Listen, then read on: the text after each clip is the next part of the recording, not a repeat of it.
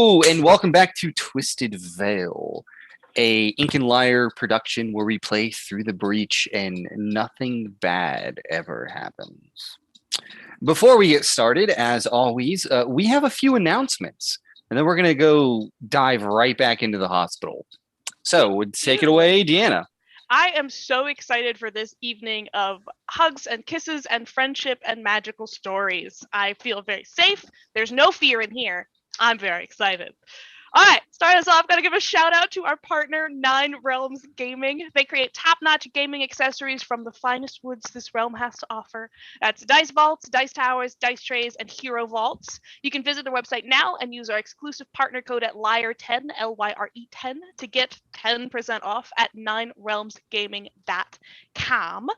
We also want to shout out Tabletop Audio at tabletopaudio.com for the ambiance and music that we use from time to time. All of the audio that they have is amazing and completely free to use in your own games. I was so excited that I just ate my own breath, which I didn't know was possible.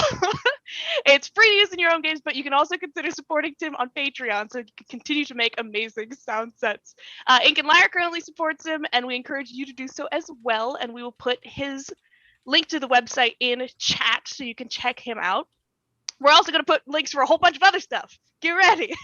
You can follow us on social media. You can use command socials to check out Ink and Lyre on all of our social channels. Or if you want to follow the cast, like me or Brent or any of the other beautiful people here, you can use command twisted cast and you can follow all of our people places. And speaking of socials, it's Pride Month. Happy Pride. If you check out our Twitter, you can see we're currently doing a giveaway of one of our School of Magic t-shirts. It's got a rainbow design on it, so you know, gay, magical, fantastic. It's Pride. You can visit our Twitter for a chance to win, and we only have 2 days. 2 days? Yes, 2 days left of the giveaway. If I've counted wrong, it's because I can't do math, but that's fine. And if you like our show or anything else that we do on the channel, you can join us on Discord, just free. You can come chat with our community and our cast members if you like. There are links to our Discord in the About tab on our Twitch profile, or you can pull it up using command Discord, another link in the chat. You can also subscribe on YouTube to catch up on all of our shows. Command YouTube. Also, don't forget to contribute scrolls to our community challenge. That's your points at the bottom of the chat there. So that we can bring a Snock tarot card from our Monday Night Fates End show into the world. We are close. We are closer than... No, I always had hope. I definitely knew we were going to get here. We're getting there. We're so close. Go ahead and contribute your scrolls to that community challenge. All right. I'm going to talk about earhole sounds for a minute here. I want to give a shout out to Sirenscape for the ambient sounds, music, and online player that we use on stream. And also shout out Ounces Music, who's a musical artist that Brent actually specifically commissioned, who is responsible for most of our soundtrack here on Twisted Veil. If you like his stuff or you want to just check out the rest of what he has to offer, you can check him out on Bandcamp, Twitter, Instagram, or SoundCloud on Ounces Music. Lastly, this is a new thing. This is, I think, the first time that I talked about it. I think so. I'm very excited to talk about it. We just announced our Kickstarter, The Stargazer's Guide to Aurora, which is Zodiac themed. Zodiac is coming to Dungeons and Dragons. Stargazer's Guide to Aurora is a campaign setting for 5th edition that brings Zodiac, like an astrological character build system, new races, subclasses, and a huge, robust world to explore. It launches on Kickstarter on July 19th, and you can use command Kickstarter to check it out now. You can go ahead and follow the project on Kickstarter to get notified upon launch. We have early bird tiers that we anticipate to go fast, so you can follow the project now to not miss out. I'm very excited about it. It's really beautiful, like the illustrations, the way things are set up, and everyone's put so much work into the content of it as well. Like, I definitely go check it out. It's really fantastic. We're all very excited about it. All right, I think that's all the exciting chat-filled things I have to talk about. Now I got to get a little bit more serious. Twisted Veil, viewer discretion is advised for it. It's intended for mature audiences and engages with potentially triggering themes. If anything that I say here sounds like, oh, this is not tonight, thank you, or just something that you feel like is not a good thing for you to be faced with at this moment in your life, it's not a good topic for you, you make the best decision for yourself. At Ink and Lyre, we encourage anyone who struggles with this kind of thing or has to seek the help they need, make the best decisions for yourself. Your mental health is the most important thing here. So, as always, I want to warn for violence, gore, drug use, adult themes, adult language, sickness, horror, gaslighting, and various phobias. Through the Breach, the setting takes place partially in the real world and is set in 1902. Twisted Veil acknowledges the traumatic events that were happening during this time. In an effort not to erase this, it may come up in game. 1902 was not a great time historically. Specifically for tonight and for this arc that we are currently in, sunshine, rainbows, and holding hands. It's extreme medical malpractice, body horror, suicide mentions, and involuntary commitment. So Brent was lying about the contents of tonight's episode, is what I'm hearing. It's going to be a dark and scary time. All right, I believe that's everything that I have to share. I'm going to toss this one back to you, Brent. Go! All right, strap in, saddle up, pray for our players, and let's get into tonight's episode of Twisted Veil.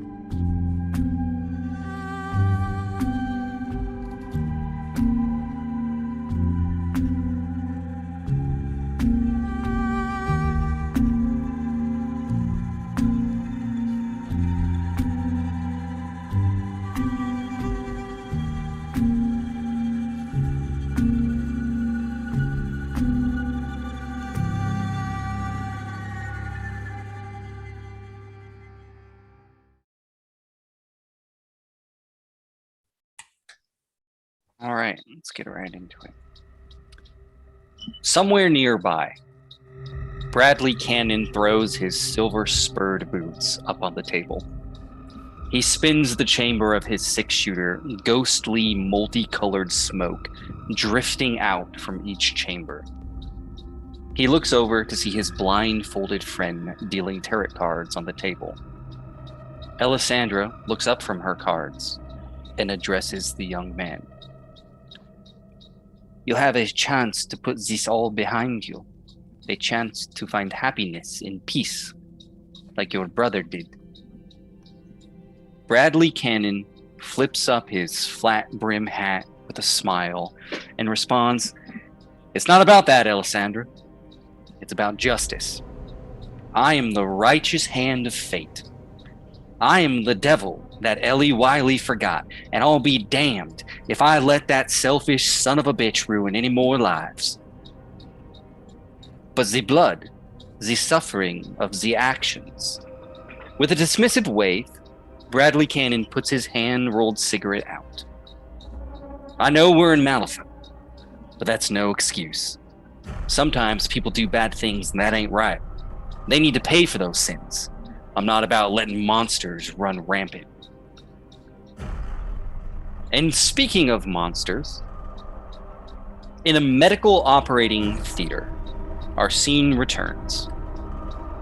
The party is scattered about, some hidden inside, or not, well, some hidden under tables, hidden behind the chalkboard, others hidden amongst the corpses that have been set up in a gruesome display to witness what is about to happen here.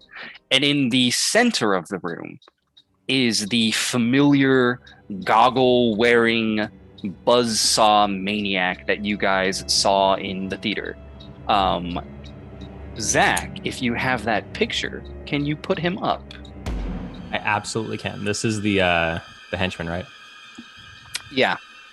Okay, gotcha. Let me get that real fast.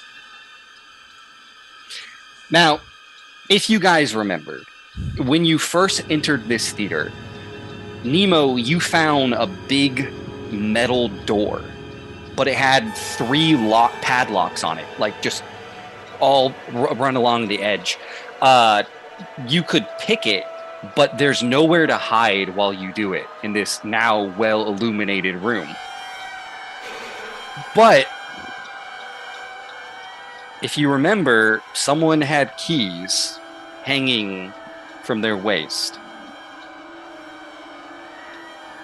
So this the guy from the meat locker, which is this particular individual, this gruesome, misshapen, Igor-esque figure that has this big bladed round saw, and he's sort of just prepping, laying out slabs of flesh and meat that he brought in on his little dolly, talking to himself about, the doctor's going to make everything perfect, don't worry. I used to be afraid too, and then he removed that part of my brain, and now I'm not afraid of anything. What do you guys do? Neve is just sitting there with Tobias, has a hold of his good hand, and is just squeezing it and just trying to sit as still as possible. We're pretending to be dead. We're good. Fine, get out of this. We're corpses, it's fine. He squeezes me. Don't worry, we'll get out of this. We'll get out of this. Yeah. We'll be fine. So this fucking guy, on the stage, where is the blackboard in comparison to him? Is it behind him? Is he facing towards us? Is he facing away from us? He would be looking at the blackboard. So there's 3 tables put up in a U pattern. He is currently at the table sort of in front of the blackboard, but he's moving in between. So there's a little bit where he's looking at the blackboard. There's a little bit where he goes over to the under table. You know, occasionally he lifts up the sheet and is like, yes, time to turn the meat into something beautiful. Just a little bit of prep. Then the doctor shows up and he'll make you perfect. Perfect like me, like Sebastian. Yes.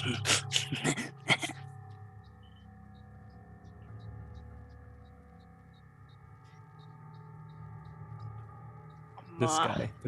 I'm going to gesture to Nemo while we hide behind the blackboard and sort of point to Nemo and then point to him, the guy, Sebastian, and sort of mime the snatching of his keys.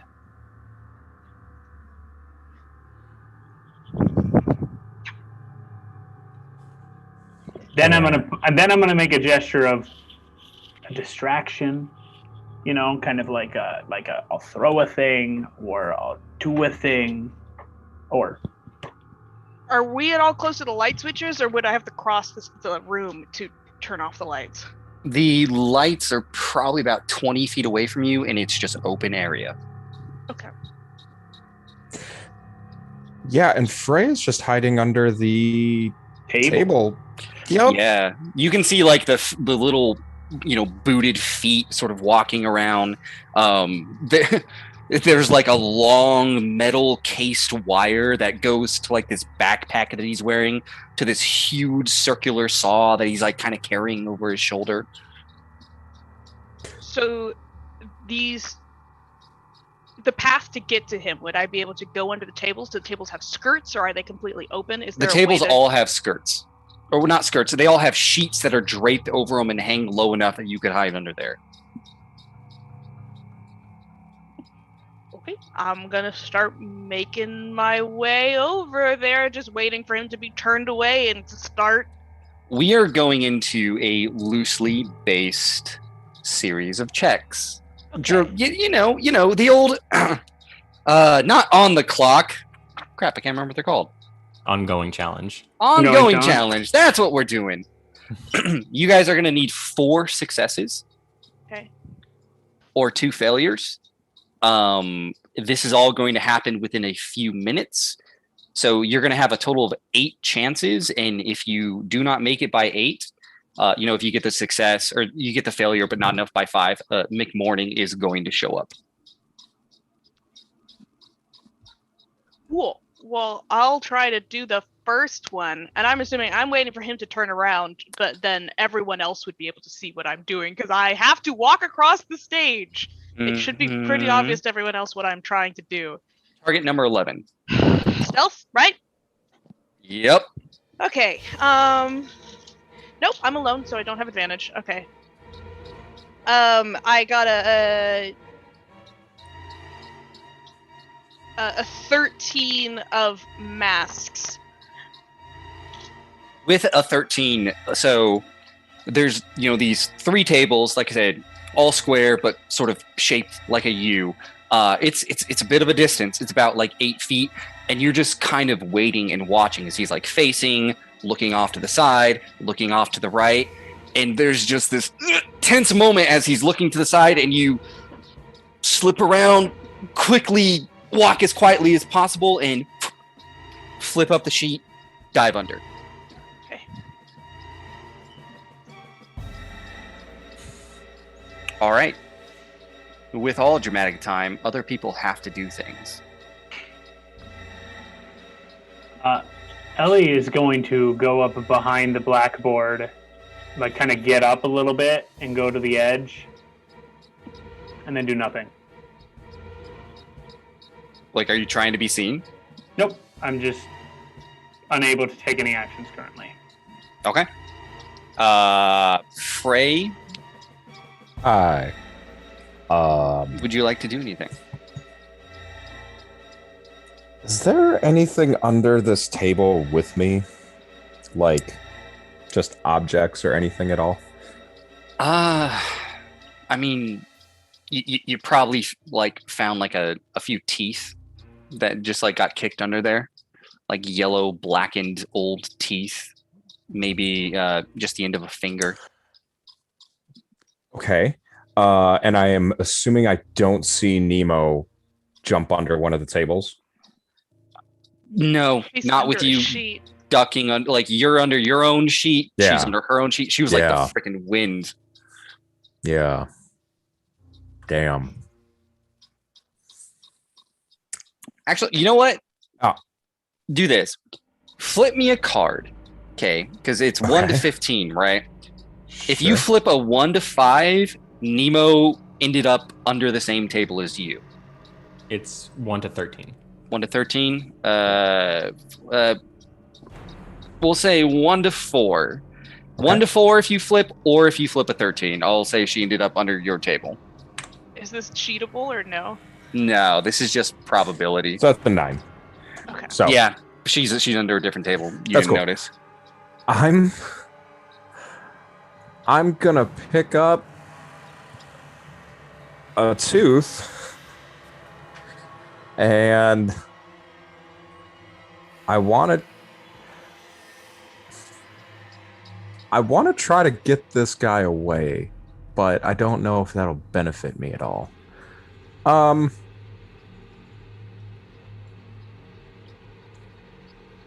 Okay.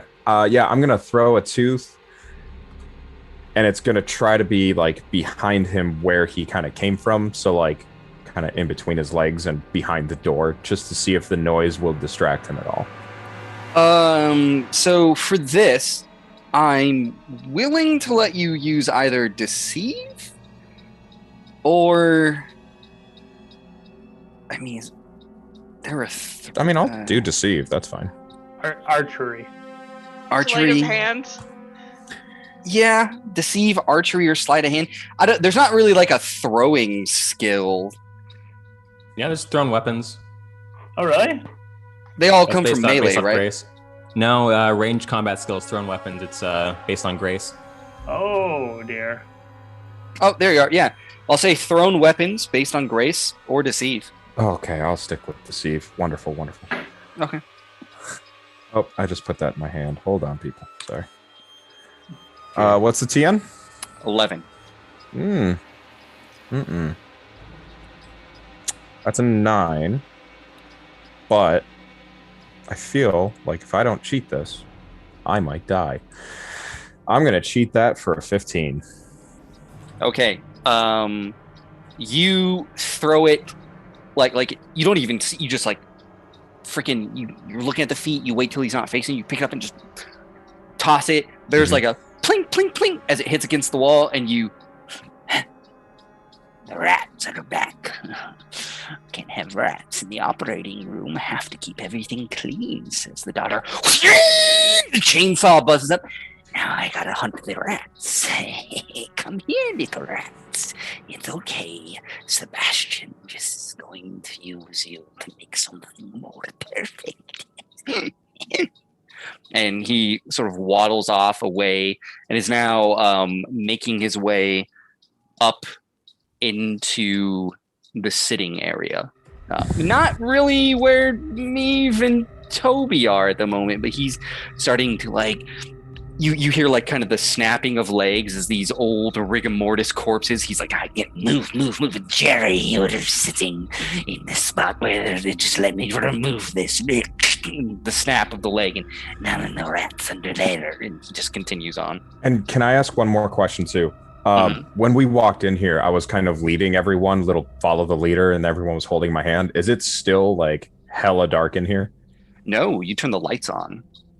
We didn't turn the lights on, but he must have. He turned the lights on. Yeah. The first Okay, thing he cool, did when he cool. came in here was flip those on. No, we don't believe in lights anymore. Great, Right. Everyone can see then. Awesome. Then that's me. All right, Toby or me?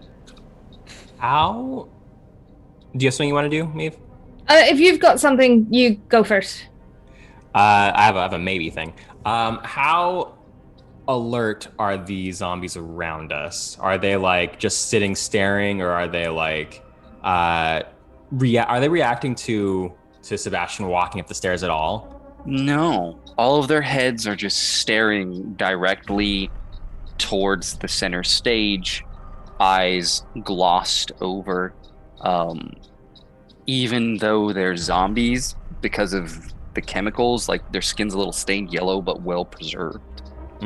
Okay, so they didn't even notice us sit next to them. Except the one sitting next to us. They didn't react when we sat down, right? One of them looked at us and its eyes popped out.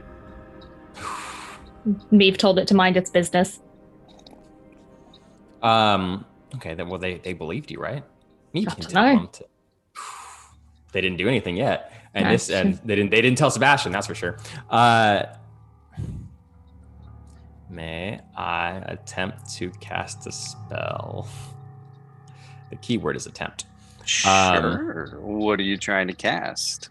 I'm trying to cast distracting illusions on Sebastian. Maybe we can stun him for a little while. Hopefully we can stun him for a little while. We'll see what happens. Maeve is just watching, like, sitting still, watching right now, saw Nemo go under, that sort of thing, and is just cogs are turning. But this is Tobias's Right. Specialty. Tobias lets go of Meep's hand with his bad hand. Does a few little gestures. And His willpower save, I assume, is what you need. it is a willpower save, but I do have to get to TN10, so we'll see what happens with that. That's not a good flip. But I do have a 6 to cheat it with, so it can get to 9. It can get to 9. But it has to cast, and then he has to save. And if you need a 10, 9 ain't gonna do it, my dude. I know, that's the thing. But when I fail a spell, I do get to draw a card, so I'm gonna do that.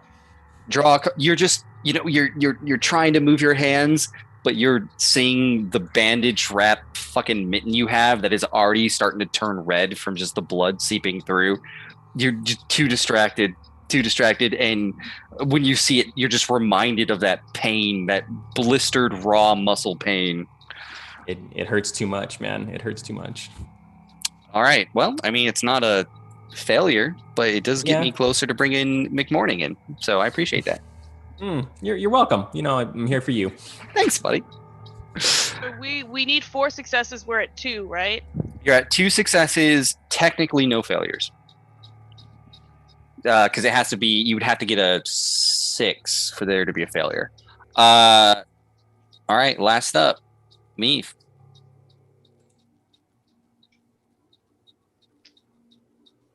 Meave is You're on muted. mute. I gotta ask really quick. So the way this is laid out, right? There's the door and the blackboard, and Ellie's behind the blackboard, Nemo and Freya under the table, and we're up in the audience. My question is, like, is there a chunk of the room where none of us are, where like he'd be not watching if he had to go over there, is my question. Your best bet is hiding along the audience, kind of ducking down in between the chairs and everything. The problem with where the door is laid out is like there's just the space where there's this, wide open area of stairs, and then there's probably like 4 feet on both sides where the chairs are away. So it would be impossible to hide around it to pick it. Right. Tobias and I are toward the front of the audience. If he had to go toward the back of the audience, that would be the furthest away from everyone, correct? Like, tactically speaking. Closest to the door, but farthest from everyone, yes. Oh, closest to the door. So the door's at the back of the audience? The door's at the very top of the stairs. Yes. Okay, that sucks. Okay, Meave is concentrating really hard at this point, and does have tradition magic, which means they actually don't technically need their grimoire, but they're struggling. They're just like, they don't realize this at this point, I would say. So they're like, okay, maybe it'll work this time, maybe it'll work, and they're just like, they're just concentrating really hard. What I would like to do is summon a Seishin to start moving, like 3 yards from me, so 3 yards behind me already, and start moving out the door.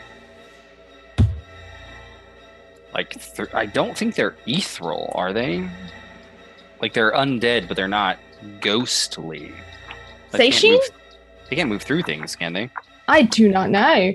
He's moving toward the door, though, but the idea is to get Sebastian's attention. They're incorporeal, right? I don't think they are. Seishin. Sorry, Seishin, Spirit. I'm looking through my... Oh, I don't have them on that page. I have them on one of my binders. No, you're right. If this character is the target of successful attack, it is automatically. This character ignores and is ignored by other characters and terrain during. So they are ghosts. They are spectral. That's good to know. Nice. I was not aware of this. You make ghost, not zombies. I make ghost. You make ghost. My banshee. Okay. Yeah, you can do this. Flip me the check to summon one of these bad boys. Give me 2 seconds. I'm just grabbing. For some reason, it's not in my abilities page right now. I'd probably saved it somewhere else, so I'm just... I've got it bookmarked, so I'm just going to do that. Back here. Yeah, Here we are. Too. I grabbed the wrong book. It's in under quarantine. It's in quarantine. Here we go. Page 109. Thank you. Yep, she's bookmarked. I just had the wrong book in my hand. That's the Gaki. And that's the Seishin. Okay. Whew. Sorry about that. To summon, it is tenacity plus necromancy. I don't have to make it. It says there's no TN on here. Necromancers are For the weird. Gaki, it's TN 10 crows. Right. But there is no TN on my Mark of Jigoku, which is for the Seishin. Summon that ghost. Auto ghost. Oh, you're killing me because we're doing ongoing challenges. Yeah, I can. I'm happy to do like a tenacity plus necromancy check so that it is part of the ongoing challenge.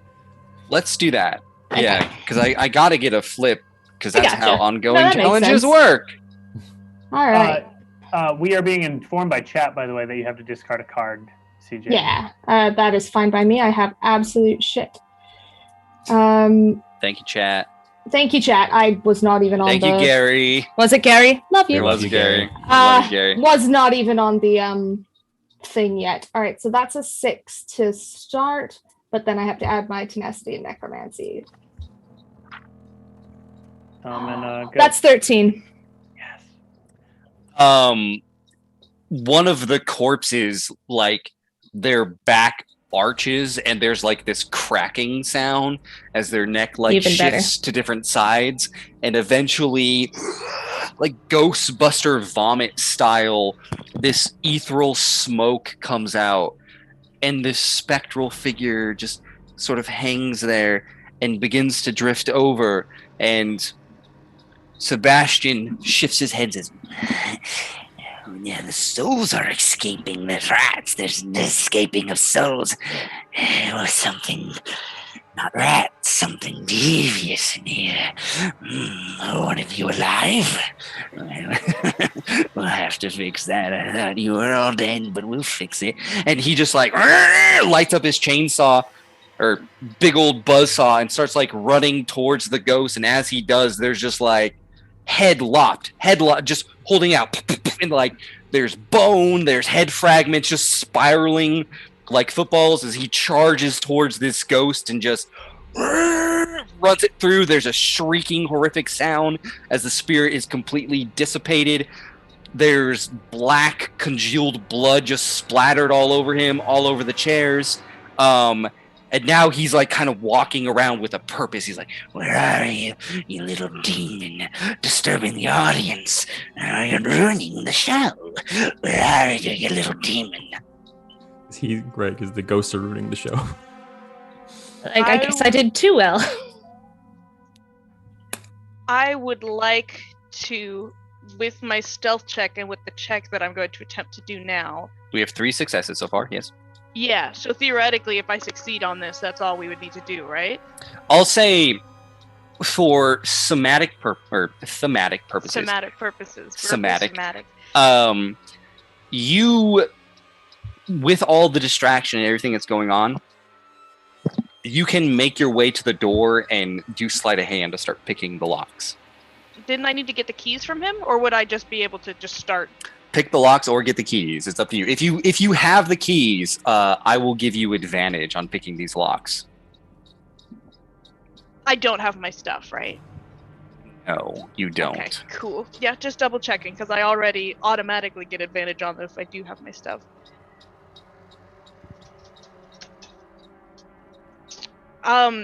I would like to have, with my stealth check and with the enormous distraction that Meave has gone up, have gotten to like a table that's at the edge of the table, or at the edge of the stage, and when he's running around lopping heads off, to just stick an arm out, yoink those keys off of him while he's very distracted with his chainsaw.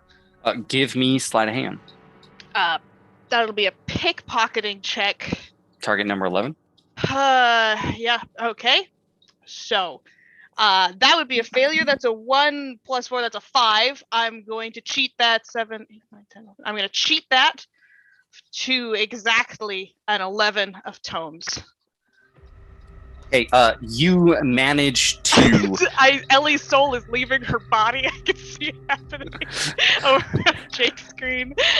You managed to like kind of like hide in one of the aisles, I suppose, as he's like running up and down the stairs, and your hand just comes out, picks him up, and he's, where are you? Like he's almost like in a frenzy now, and like sometimes he's grabbing corpses by like the neck of their rotted clothes and being like, Tell me who did it! Tell me who's the culprit! and like throwing them aside, looking.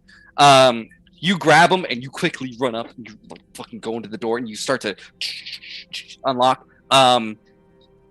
Shit's about to hit the fan.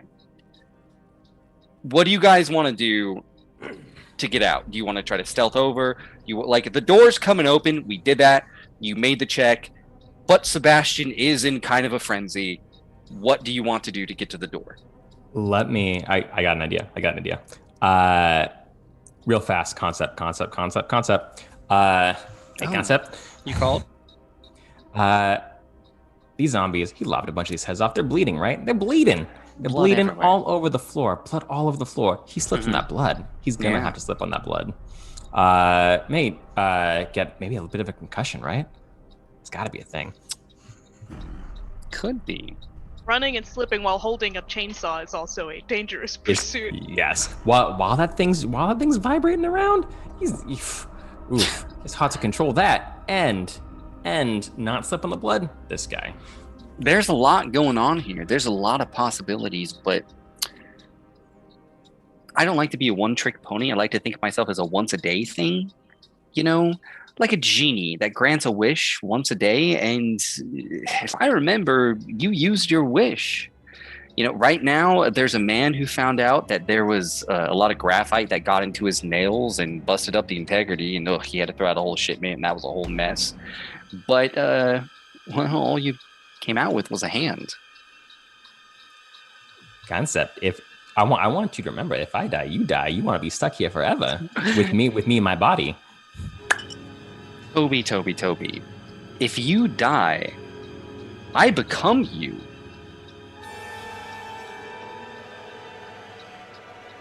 Do you see what I looked like when I went into you, Toby?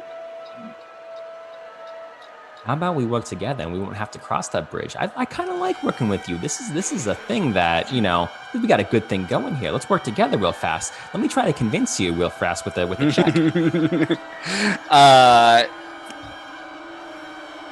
Because you researched her, it's going to be target number 9, but it's going to be a disadvantage because she's bitter about that. She's very Sure. bitter that you went and Concept researched her. is- What are you talking Concept about, is Brent? female. What? Or sorry, my bad. It's very bitter about that. That's why Okay. it doesn't like me. So let me uses he, she, they, it pronouns. All of Mostly the above. it. It's supposed to be it. It's an it. Oh, what was the TN? 9, but it's with disadvantage. Okay, so my convince is 6 total. So it's going to have to be a 6 total. I rolled at an 11 and a 3, so 6 total. But You know, Toby, I want to help you, but this relationship is built on trust, and you broke my trust when you went and looked into my business without my permission. So just remember, actions have consequences, Toby. You're on your own this time. I see. All right, who else got something? I'd like to gesture for Frey behind the blackboard. I try to get in a spot on Frey. The door is open at this point.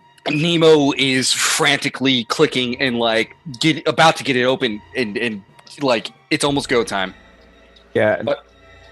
Let's do it, Frey. I'm just like, okay, we gotta go. I do that. Let's go. We'll go on opposite ends. A gesture to go on opposite stairways up, right? Because we have to go upstairs to get to this door. Okay, you guys book it. Immediately, Sebastian sees you guys just making a run for it, and he's like, Not rest! Patience! You're sick! You're sick! You can't leave! You need to be fixed! he's gonna go. Do I have a coin nearby? You want me to flip a coin for you? I got dice. We'll say odds Frey, evens Ellie. Are we rolling a d20 on this card-based show? No, I'm just rolling the dice. Odds. So he immediately runs after the big meaty boy with so many beautiful muscles that he could turn into. Right. Beautiful I had the choice meat. Damn, my choice meat. You are choice meat. You are choice meat. Okay, Frey's running like hell. All right. Meave, what's going on? What did Tobias? Tobias hasn't done anything yet. Tobias, you've just heard this. Concept said, Oh yeah, Yeah. Concept said. He's not happy about about me. So Yep. All right. not So him either. he's after Frey, right? And Ellie's gone. Okay. Meath is gonna look to Tobias and be like, "I guess we're going." All right. Yeah, let's go. Yeah, let's go, Meave. Starts running away. Dragging me along. You guys dash into the center stairs, begin making your way up, running as fast as you can up these stairs. Nemo, you get the last lock, you throw it open. Ellie's on one side, Frey's on another side. They kind of came up the side stairs, and they're making their way around. Frey is being chased by this little man who has this giant circular saw just revving behind him as he's running to just bisect him. Maeve is going to try to bury him. He needs to make a wisdom save, I believe. Yeah, it's willpower, and I have a TN 10 crows, so give me a second to pull. Let's see if I see pull if that. you cast. Probably not. Please get rid of him. Please get rid of him. I'll try, but I mean, it's a 12 of tomes. Fart. Nothing happens.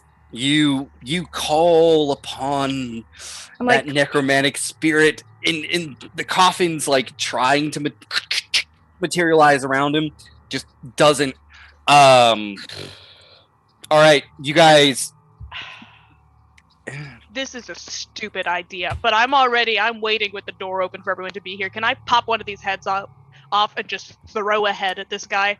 You are Just too like- busy getting the door. Like you're Okay. like, if we were on a soft clock, your whole thing is like fucking, because like there's like Okay. 20 keys on here, and you've been like nope, yes, yeah, like, and it's not even the same key to every lock. You've had to just fumble with them, but you finally get it open. Frey, I'm gonna make an attack against you. You're gonna be able to get through the door, but this guy is gonna try to rake that bad boy right up your back. I need you to be a target number 14. Ah! Oh my god. Oh, You're a big boy. he doesn't have much defense though. He doesn't. I'm not flipping toughness. I'm flipping defense. Okay. I got a 13.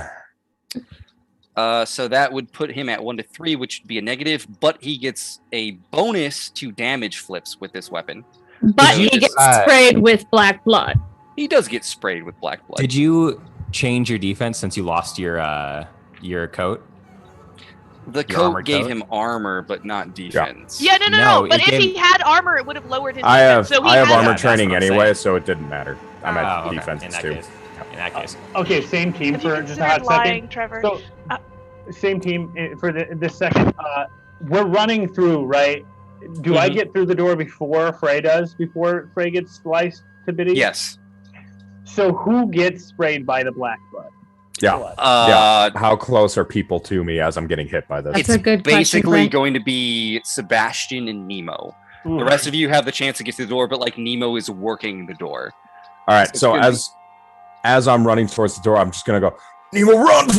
And I'm just gonna get hit by that chainsaw, and blood is just gonna spray all over Nemo. Give me a damage flip, just straight. I flipped a 12. Oh my god. What did you flip on? I'm hard to wound. Flip again. No. What did you? So what was the No, suit you why flipped would on the defense? The defense, the suit was a tomes. Okay, cool. Black blood just hits Nemo. It just does one No, damage. but There's- any damage I take has disadvantage against it. Like I take. lower There is no damage flip always. for it. It's It- if it he just gets hits. wounded, whoever's nearby just takes No, damage. but Remember- it's not disadvantage on the flip to hit. It's disadvantage on the amount of damage that I take. Isn't that what he just flipped? Was how much damage? He Oh, flipped yeah, what- how much damage that he's going to take from this buzzsaw. Yeah. For the Oh, black okay, blood, Okay. it's just splash. It's You're just hard to blood wound, flying I'm not. everywhere. Yeah. With a God. 12, I believe that's severe. 12 is So- severe. You're going to take 5 points of damage, and immediately you are infected and poisoned. So, he cuts right next to your spine. You can feel it tickle some of the bones as you fall through the door. Blood splatters on him. He takes 1 point of damage. Blood splatters on Nemo. She takes 1 point of damage. I mean, it's just like a popped spray can just goes everywhere. The yellow teeth are smiling. Yeah, so immediately you're going to take 1 more point of damage, so I'll put you at 6 here in a second. But before that happens, you guys have to decide what to do as Sebastian is trying to follow you straight through the door. Frey, you can't do anything. You dove through and almost like you basically got knocked off your feet as someone took like a buzzsaw right up your back. Ellie, Meave, and Toby can do something. Nemo, you got that blood in your face. It's like it hits you like right in the eyes and you're wiping it away. It's burning away your flesh. The keys that work on this door, I've got them out. As soon as we can get the door closed with him on the other side, I'm locking him in there. But that's all I can do. But Meave and Toby are not on. So if he's in the center, Meave and Toby are on one side, and we 3 are on the other right now. Meave would throw themselves against the door to try and keep him from getting through the door. We don't have the door closed yet. It's wide open because Frey's not in. Frey isn't. I thought Frey's in. Yeah, Frey like dove touchdown. He flew through the door. Yeah. Okay. So everyone's on the other side of the door? Yeah. All right. Yeah, go for it, Toby. I mean, I can try to cast a spell. I'm on the other side of the door. I can try to cast a spell again. I got a better card this time, so I can cheat it. Do your thing. All right, I'm gonna try to. I'm on the other side of the door. I turn around, try to do it again. I got my bandaged hand is. I'm more used to the pain now. Hopefully, do my thing, and I'm going to flip over a 9, 10, 12. So my spell succeeds. Does that beat his willpower? Well, remember you have to do it to cast, and then you have to beat his willpower. No, they're the same flip. They're 100% the same flip, Brent. Even if okay, I'll ask the genies later about that. But his willpower save is a 13. As a 13? Are you kidding me? It's because he had much of his brain removed. His willpower is freaking amazing. He has been talking about that for some time. Yeah, he doesn't fear things and doesn't see things straight because the good doctor removed that part of his brain. I can't do anything about that? His willpower's a 13, dude. I'm sorry. 13? Yeah. This Sebastian is a nasty boy. And Meave throw themselves against the door now. Another magic duel. I draw another card. But Jesus Christ. You cast it, and the spell goes off, and he's like, I see the truth. I always see the truth. Meave, you throw yourself against the door. Ellie, I assume you're assisting? Yeah. Yep. I'm gonna need either Ellie or Meave to make a athletics check to try to turn like the big handle on the other side to lock it. Which is might, right? It's might. You any good in that, Ellie? Yeah, I do all things with turning or manipulating things with arms with disadvantage because I got 1. So I'll give it a shot, I guess. Can Ellie assist though? But yeah, I want to give Meave advantage. Okay. So I'll flip with advantage. What's my TN?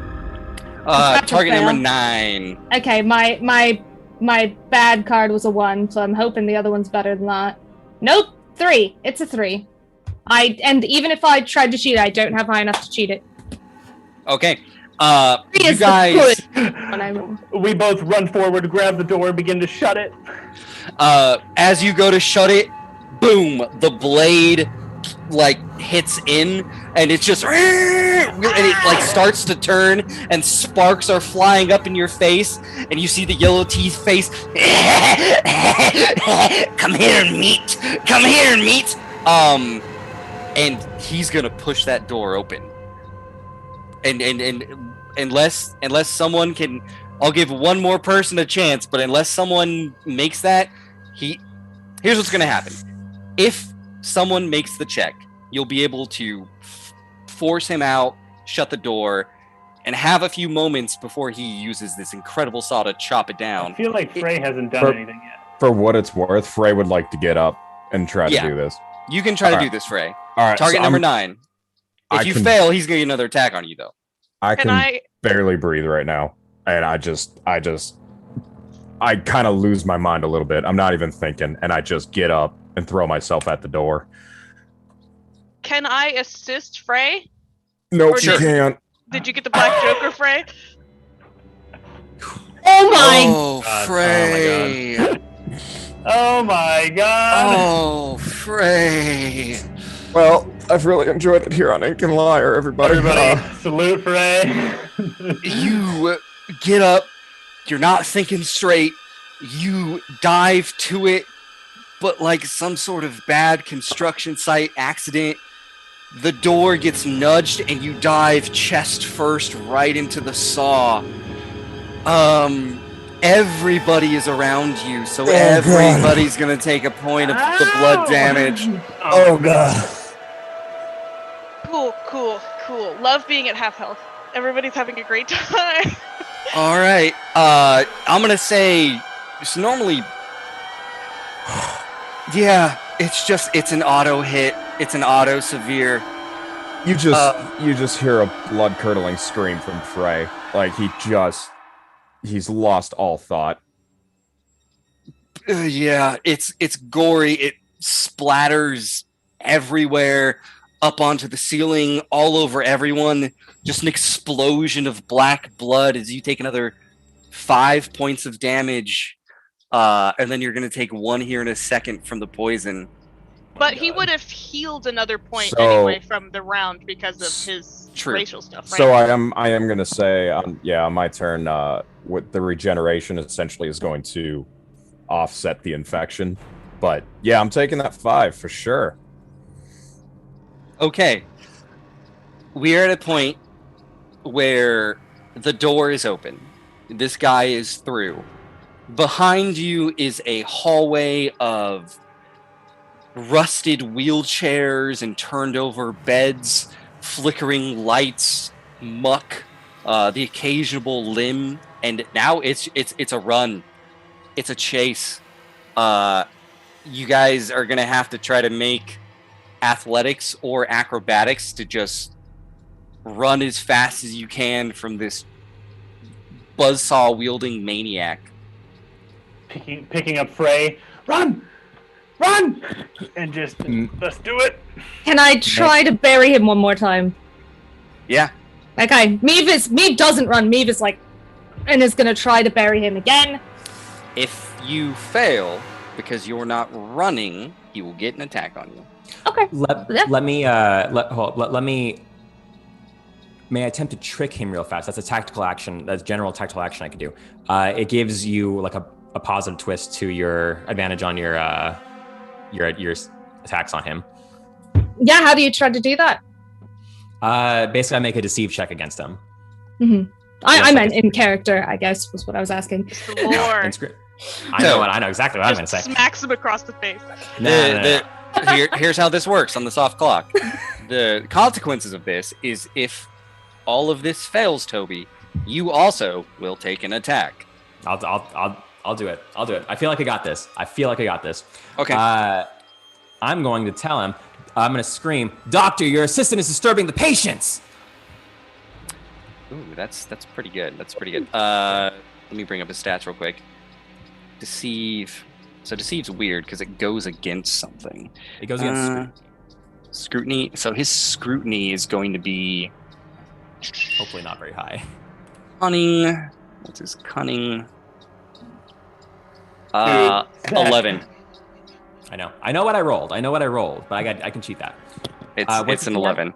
It's an 11. Okay, Tian's an 11, so I have a 6 deceive, so I only need 6, 7, 8, 9, 10, 11. I only need a 5 to beat this. I'm going to use my 6 to beat this. 6, that's 12. That puts me at 12. Which yeah, he's startled. He's like, You're a patient. That's important. You know what the doctor wants. And I have to keep the doctor happy or it'll remove more of my head. And now Maeve is gonna try. Maeve is gonna try to bury him. 10 crows, and I've got advantage now. Yep. Okay, I've got. Well, if you're beating his willpower, it's a target number 13. Okay. Well, that's the first one is a no, and the second one is another 12, but it's a. Oh, and I just put it in my hand. Ding dang, 12 of masks, so I still flippin' fail. So Oh no! both of you fail. Tell me Toby you draw me. succeeded. Toby succeeded, succeeded. so he should probably not have the attack. But The way you me said should. it, Brent, if he would have failed, he would have been cut. If he succeeds, he wouldn't get cut. I'll stick with that. But me Me- definitely did fail. All right. Me. One would argue the spell didn't go off, so he's still sitting there, figuring his life out. Doctor. You get. He was unsettled, but that's not how it worked. Yeah. You gave someone it doesn't stun him. Gave Right. Toby enough time to get the hell out of there, at least. If you had decided to be a guild lawyer and take bureaucracy, you could have done that because it's an amazing skill. But you didn't. You traitor. You traitor to the guild. No, it doesn't work like that. Meave. Target number Yeah. 14. Okay. Defense flip.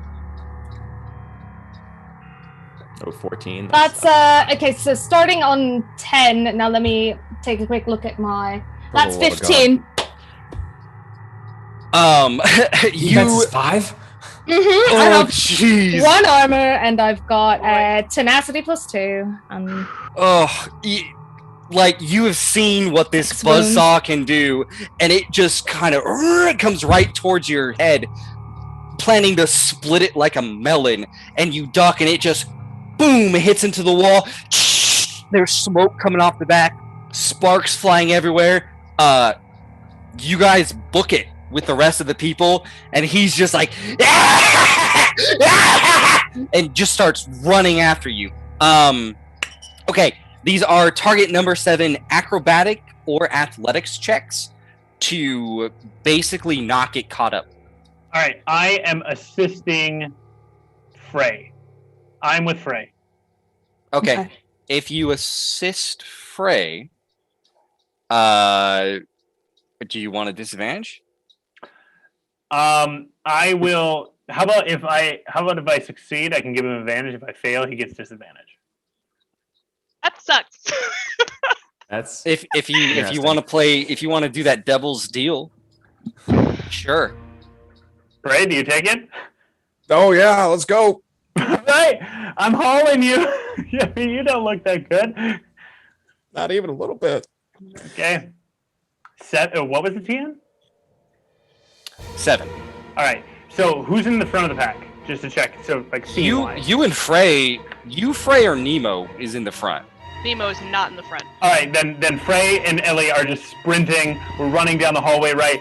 Frey, I have you a bit draped on me. We're hauling. We're going. Okay. I got an 11 on my athletics check as I'm sprinting with Frey. All right, you're pulling them along. You're there, like there's wheelchairs, there's beds. You're like kicking them aside, like come on, moving. And you can just hear the cackling and the buzzing of the saw behind you. You know, when you look behind, he freaking raises it through the ceiling, just cuts right through like an electrical pipe. Some of the lights begin to flicker off, sparks fly everywhere, and he's running after you guys. You make your check. Frey, make yours with advantage. Acrobatics or athletics. And remind me of the number I'm trying to beat. 7. Okay. Okay. This is fine. Everything is fine. Hurry up! Frey immediately stumbles. He Oh no. just does not make. And as Ellie droops him over his shoulder, I would argue that he gets just more blood on Ellie and just hurts her even more. I'm not gonna do that, but yeah, he slips from your grasp, Ellie. I'll gladly accept it with dear sweet GM. I think it's fitting. You want to stay back and try to help him? No, I feel like blood is all over me while I'm trying to help him. I'll take that. All right, sure. One more point of damage. The blood and the pain causes him to slip and stumble. You can try to help him up, but Sebastian's gonna catch him and get another good. Oh good my god! cut. Wait! But the rest of the crew is behind us. The rest of the crew has to Yeah. get cut through first. Nemo before it's us. still has her turn. She is faster than I think everyone else here. How is Ellie looking, health-wise? Fine. She's fine. How is Frey looking? So very not good. Not even Okay. not even a little good. Nemo's get a hit going point back. Nemo is going Nope, to I'm stand. infected. Nemo's Oh, going to that's right. stand between Frey and the guy with the chainsaw, and she's going to tell him Samson is in the Institute of Mental Correctness, and she is going to spend her turn casting Heal on Frey. Very nice. What does that look like? As usual, her eyes roll back in her head. It's kind of a little bit weird when she talks to you because she just looks down at you with no eyes, hair going up, floating off the ground, hand pointed down at you. Samson is at the Institute of Mental Correctness. Go. And I got 6, 7, 8, 9. You get 3 hit points back. I don't think I can cure your infection, but you do have 3 more hit points. Does that heal infections? No. Poison only. So how poison works is once it ticks, it's gone. It doesn't stay on you. Yeah, you're set, Trevor. You've done your 2 ticks worth of poison. It's Got it. over. Yeah, if you get hit again, he can poison you more. Mental correctness. Got it. I'm going. Go with Ellie. Okay, Nemo, because you chose to do this and did not make an athletic or acrobatics check, you could be in danger of buzzsaw friend time. Mm-hmm. Yeah. Toby and Meave. All right, we're making athletics. I'm gonna make my athletics check. Okay. Target number 7. All right, I rolled that put me at 13. Okay, It's gray space. you book it. You mean I'm sorry, acrobatics, 12. right? Acrobatics, yes. Yeah. And I'm sorry, 12. 12 is what it is. Okay, yeah, no, you book it. You're putting your hand, jumping over beds. You lose your footing for a little bit as like you step into broken glass because you're all barefoot as you're running through this. You're like, but you just keep moving, just dashing. Meave. Maeve is probably the last at this point because they'd stopped to try and bury the guy, and wants to try and grab Nemo and pull her along. So again, if you do not make an acrobatics check, you will be in danger. I can allow you to make a check to get Nemo out of danger, but you will now be in danger. Yeah, whatever. Fine. Okay. That feels like a thing Maeve would do. What What do you want me to do? Meave is a very good friend. I'm thinking if you're gonna He's just trying to get her- everyone moving. If you're gonna push her out of the way, probably athletics to just like Oh Jesus! All right. plow through. What's my TN? Nemo is going to look at you and say, "Go, go." I'm going That- to. I'm not gonna make it high. Nemo's not a very tall, beefy person. Like probably a 6. Okay. I'm gonna cheat that because that's a 1. Oh no, fuck! I can't Oh my God. because my highest card would get me at 5. Oh, What does that look like? I go, but like Nemo won't move. Yeah, pretty much. You're trying to save Nemo, but Nemo's like, no, you go. And It takes too long. yeah, I tried to make it low. I'm sorry. Thank you. I mean, it was a 6. It was a 6. All right, we're gonna roll a die and see who he wants to murder. 1 will be, 1 through 2 will be me. 3 through 4 will be Nemo, and 5 through 6 will be Frey. I'm in front of Frey. I spent my turn trying to make it so that Frey couldn't be hit. If you do not make a check, you're in danger. That's how it is. You're all clumped up enough. We're not going to worry so much about the conga line. It's you didn't make the check, you're in danger. It's a 3, so it is going to be Nemo. Okay. It's a defense flip, so what's my target number? I believe with him it was a 14. Let me double check. Yes, it is a 14. Okay, so I got an 8, but I actually got a 15 of crows. Okay, you are nimble, and it comes into an overhead arc, and you jump back, your hair flips out in front of you, and a bit of it just gets whisked off as it comes right by the side and just slams into the ground, and he brings it up and gets ready to come in for another one. Same thing. Yeah. Everyone can make acrobatic checks.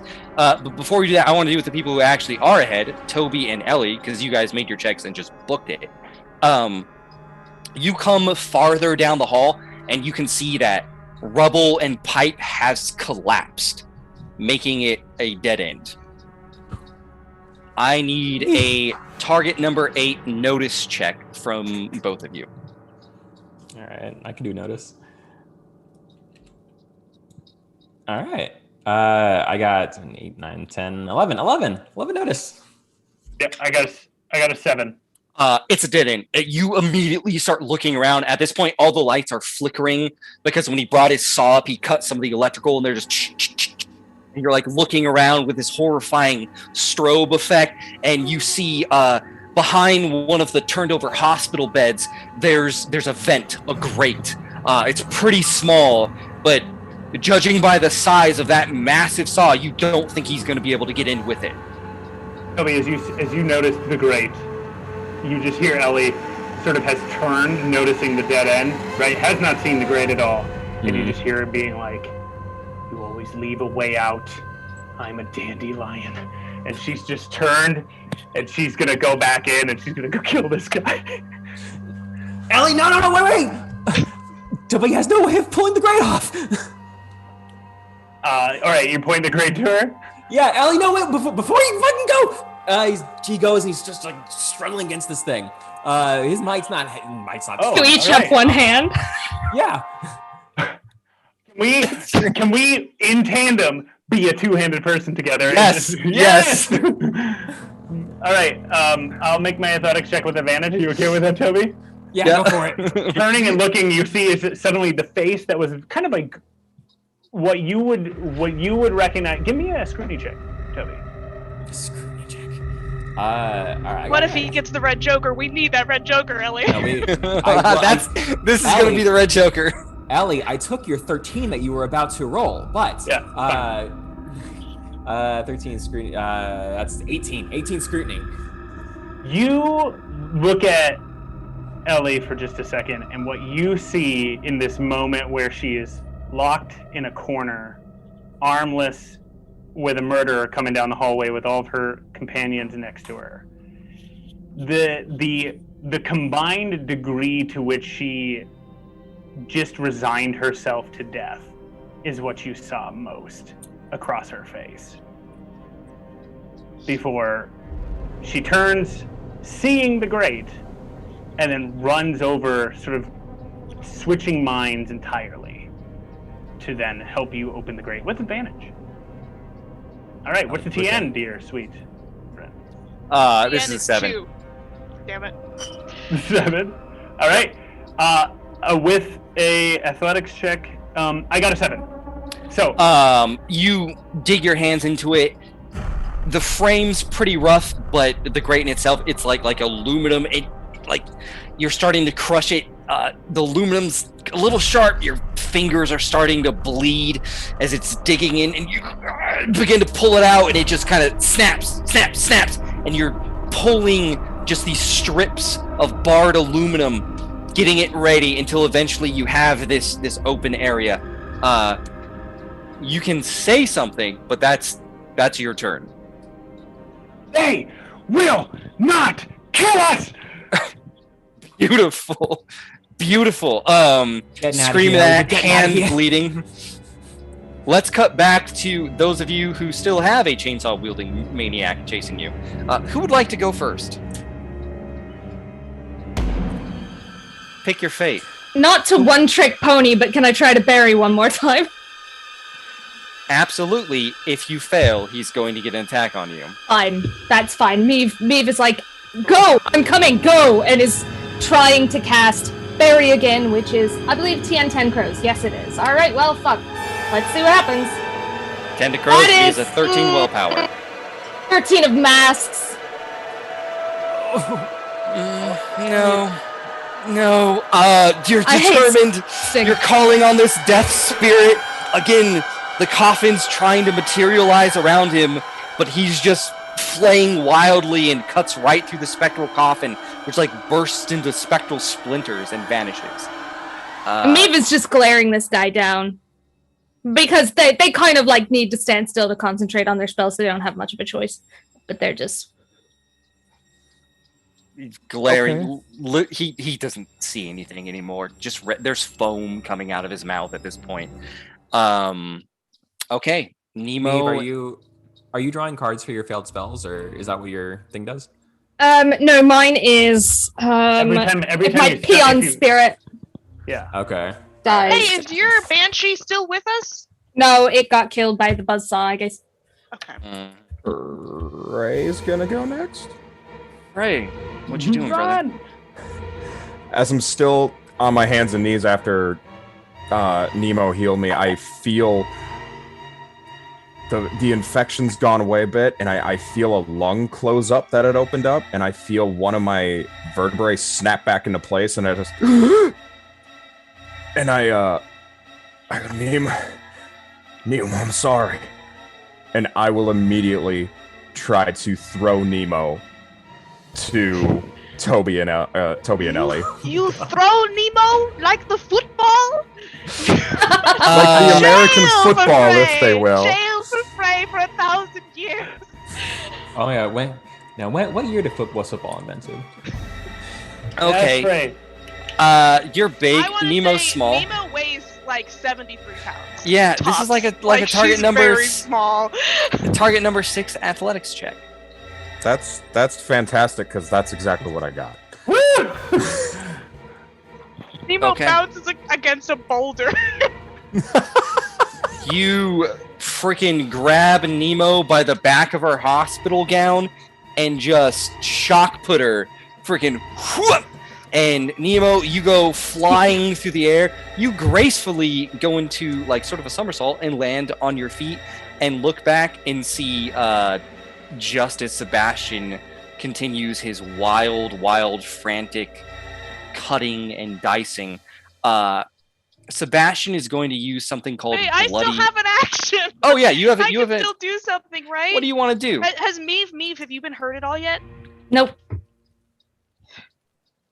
I can't heal Frey again because I did it so recently. Fuck! Okay. You could probably run. That's a thing you could do. You can hear us shouting down the hallway. You can hear us shouting down the hallway. Get down here! There's an escape! We got the vent open! Hurry up, Nemo! Nemo's gonna hesitate for a second.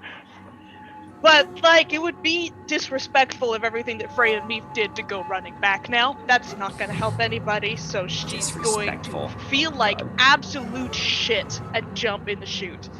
She's gonna leave, and she's not gonna be happy about it, but she'll do it. Okay. You dip into the vent. Sebastian, in a frenzy, who is just screaming, "Meat!" over and over. Meat! He's going to use Bloody Harvest. So all characters within 3 of him, that's Frey and Meave, both of you have to make a target number 14 defense duel, or both of you get hacked up. Meave, you're first. All right. Red Joker. 14. Oh. It's gonna beat. You're okay. You manage to like duck and like dive out of the way right as it comes towards you, cutting up like the sleeve of your hospital gown, like, and just like a cinematic wound, just a little scrape. Get a cool scar from it, is what you're saying. That's what I'm hearing. Real cool scar on your Very arm. sexy. I need that target number 14 defense flip from you, Frey. You sure? You positive? Yeah. That's 10. All right, 10's gonna hit. The fortunate thing about this is instead of normally having a +2 his damage flip, he has a negative and he doesn't poison you. But if you're all by him, he will chop all of you up into little pieces. So with a 10, 14, 1, 5, it's a double negative flip for damage. Okay. Roll bad, Frey. I don't think I... Okay, so there's a... Was that a 5? So weak damage? They're both 5s. Woo! Weak damage! That's good. Technically, you would flip one more card just in terms of the order of cards, but we all draw a twist card because we just shuffle the deck. Hey, same team. Same team. I hate to. Oh, fuck, same team. It is not meets it beats it in Through the Breach. I would have had to have gotten a 15. It's not meets that beats in Three the Beach? Oh, No. It goes to the attacker if it meets. Oh, I'm so used to D&D. All right, me. Thank you for being honest. I'm sorry. Get the damage out But there. it would still I'm be that still weak gonna get a damage, right? cool scar. It meets its double disadvantage. So Yeah, Okay. it's Well, the same So thing that did I Frey just just flip did. for me? Double then? negative on damage. No. You would take the start. Wait. There aren't attackers. We're just meeting target numbers. That's Yes. the thing. That's the thing here. But he's And when we meet the attacking. target- But us we with his have thing. our no. We have our defense target number. That's the thing. all characters must succeed on a target number 14. Is it not That's- an that's- attack? If meets, It's an if ability. meets It's doesn't beats, meets Yeah, doesn't beats. technically that's because succeed on a target number 14. Let's debate about it later. Right now, meets doesn't beat. Right. So Yeah. you take weak damage. We're gonna debate about Frey. this later. But You're gonna take 2 points of damage. And I'm assuming Meave is in range of my blood. Yeah. So Meave's automatically gonna take 1 point of damage from the blood. Fantastic. So that saw just glints off my arm. Again, I yell because I'm so sick of this saw. And that is definitely going to get probably on Meave's leg. Like Yeah, you're like her you calf, got their some calf. nasty And, gashes yeah. at this point, brother. You're looking real rough. Mhm. And then I need double negative on the damage Yeah. with Meave. For me, I've got it. Sorry, I'm just having a, what do you call it, spatial awareness moment. There we go. All right, so the first one I rolled was a 13 of tomes, yes, I'm clearly rolling these cards. The second one I flipped is, a 2 of masks. All right. So you're just gonna Dang. take 2 more damage on top of that as it. I have it cuts armor. Oh no, I'm real not nice. wearing it. You're not wearing armor. No. Right into All that right. shoulder. 2 damage. Jesus. Okay, right now, I'm gonna have some 6 scars. Can't wait. I need to keep trying this. But yes, great. So yeah, Meave is gonna cry out. That hurts like hell. Just, On the scar. ah! Go, Frey. You're more injured than me. Go. All right. Yeah. So everyone else is safe. You guys aren't. Do you want to try to banish? We're essentially coming right back around on it. Sebastian's still on both of you as you guys are stumbling, being cut to ribbons, slamming into furniture. Ellie, Toby, I'm ready and my Nemo. action to dive in to the hole once the other two get in. You guys are I safe. I can technically use my action to heal Meave. Can I do that, please? Do you have to be hand to hand with her? I think it's a distance. Let me But check. aren't you in the pit? Aren't you in the? Or can I The see vent. her from? Can I see them from the pit? You can pop your head out. Yeah, if it's distance, you can do it. Otherwise, I'm I gonna have you. believe for that heal. it is. I don't have written down that I have to touch them. I think I can do it from a distance. Got to find that But I don't spell have it written and down. have your range handy. It's a manifested power. It's special. I don't know, Brent. Will you let me do it, or do you want to assume that it's touch? Because I don't think I've ever done it without touching before. If you haven't done it without touching, we're gonna keep it at touch. We can look Okay. it up on break. But you can ready it for when Meave gets close to you. We'll say. Okay. Run! All right. Okay. You other two. Yeah. So, Meave just told me get out of here.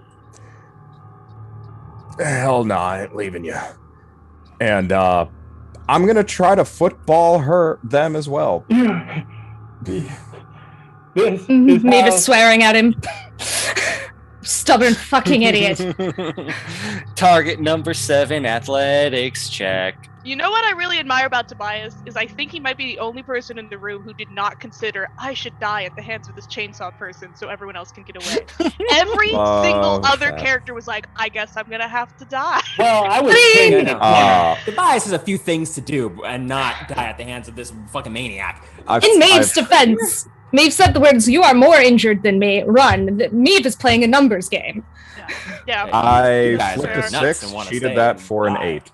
All right, Not doing Meave, that. you are shoved by the bulky arms of Frey out of harm's way. Frey, let's go to the chop shop. Gross. This guy, like a Wait. lance. Wait. Meave can also still take an action if Meave wants to from the end of the hallway try to bury this guy.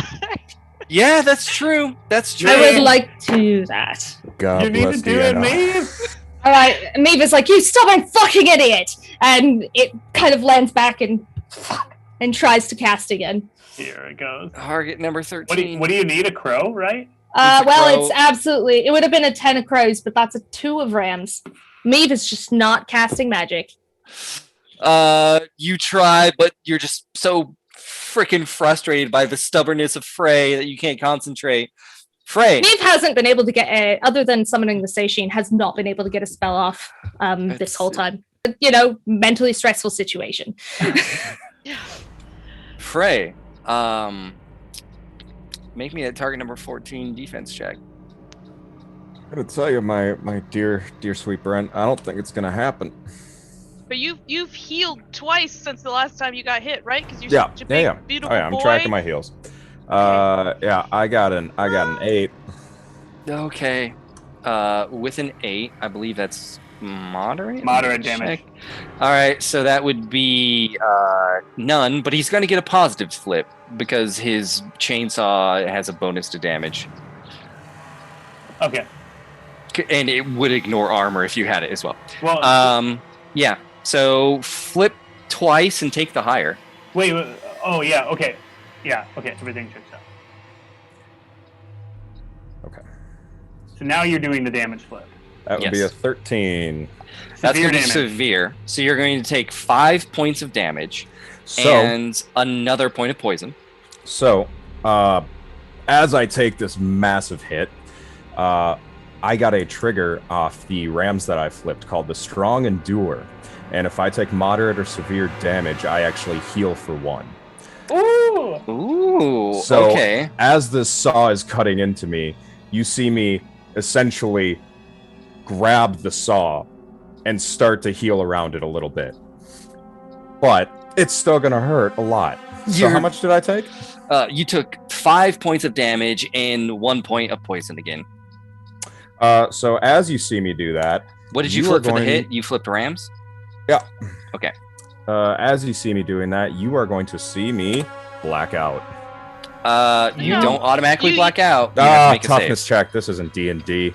Mhm. Yeah, I Alright. healed you for 3, and you Same healed at team, least Frey. twice more. Same team.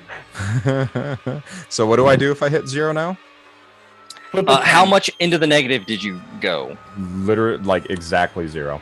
Oh, it's a target number 10 toughness check.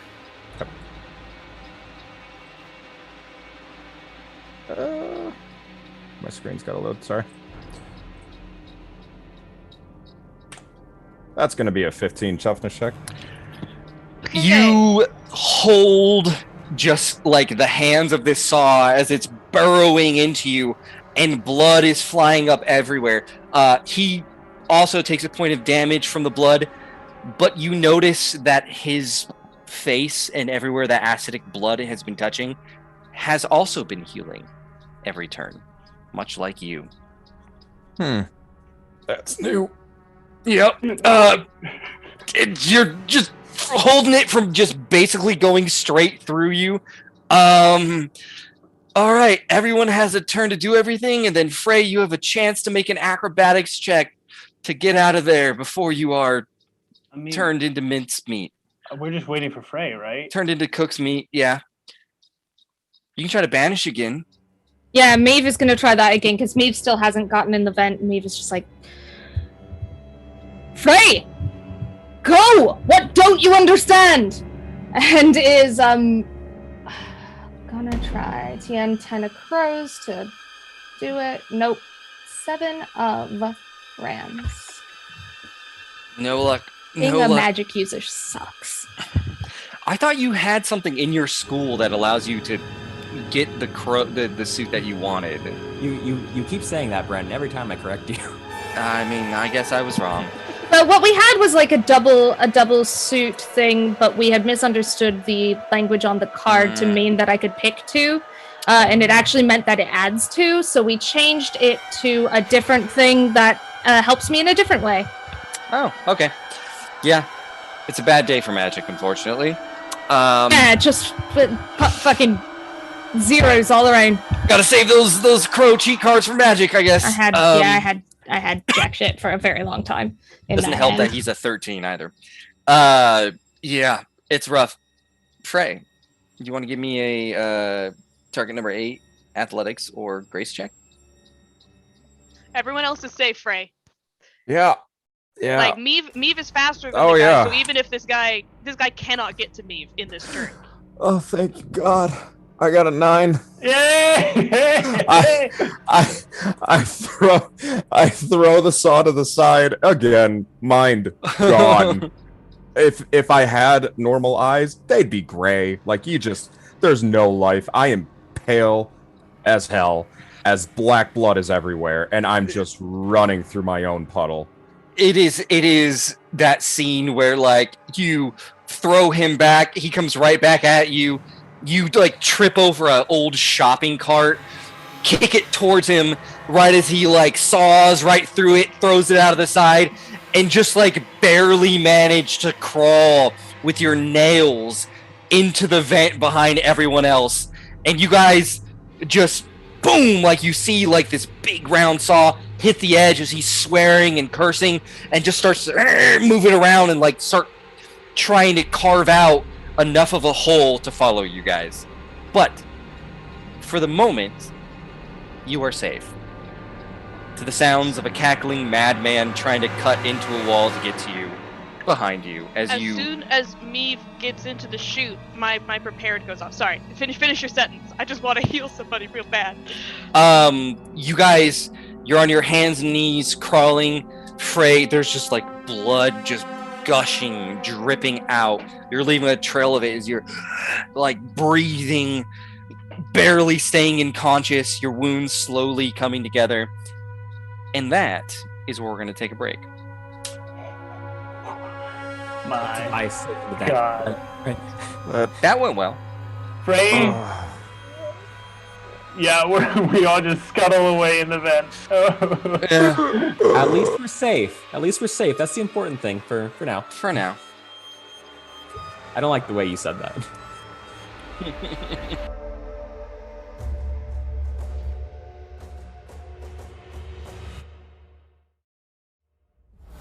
A 12 does break it. Really?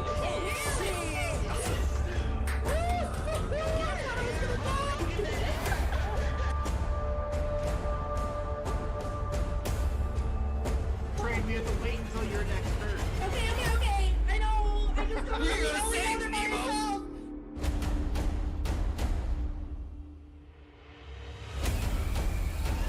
I would never hurt people on purpose, Bhagwan. All right, then we can trust her, boyos. She's not gonna hurt anybody.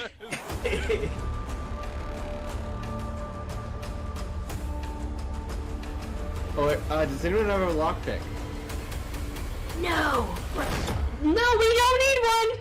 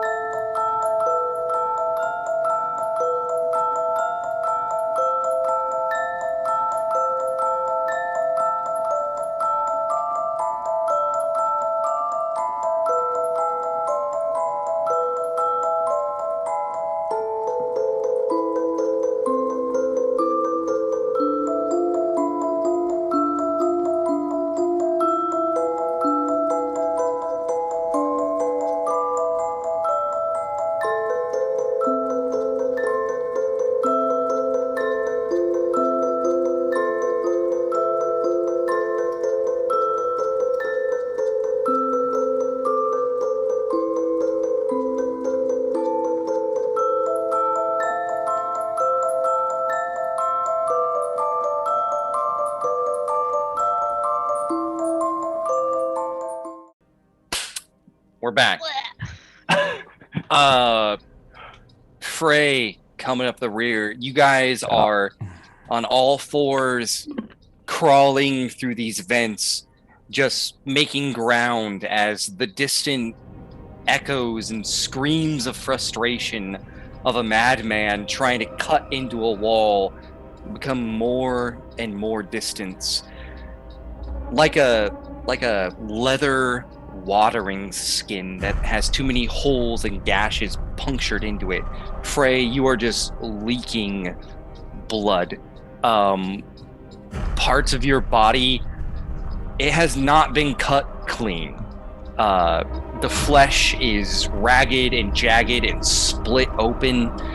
You are in an excruciating amount of pain as you are just wheezing, making your way behind the party. We need to find somewhere safe where I can take a look at Frey. Well, let's see where this vent goes. I think Tobias was the first one in the vent. Okay. It's dark. There's like a little bit of light up ahead, sort of shining in this pitch black environment, and you hear the just mumbling of a voice as there's like kind of this side vent grate that you're going to have to pass to continue going farther in.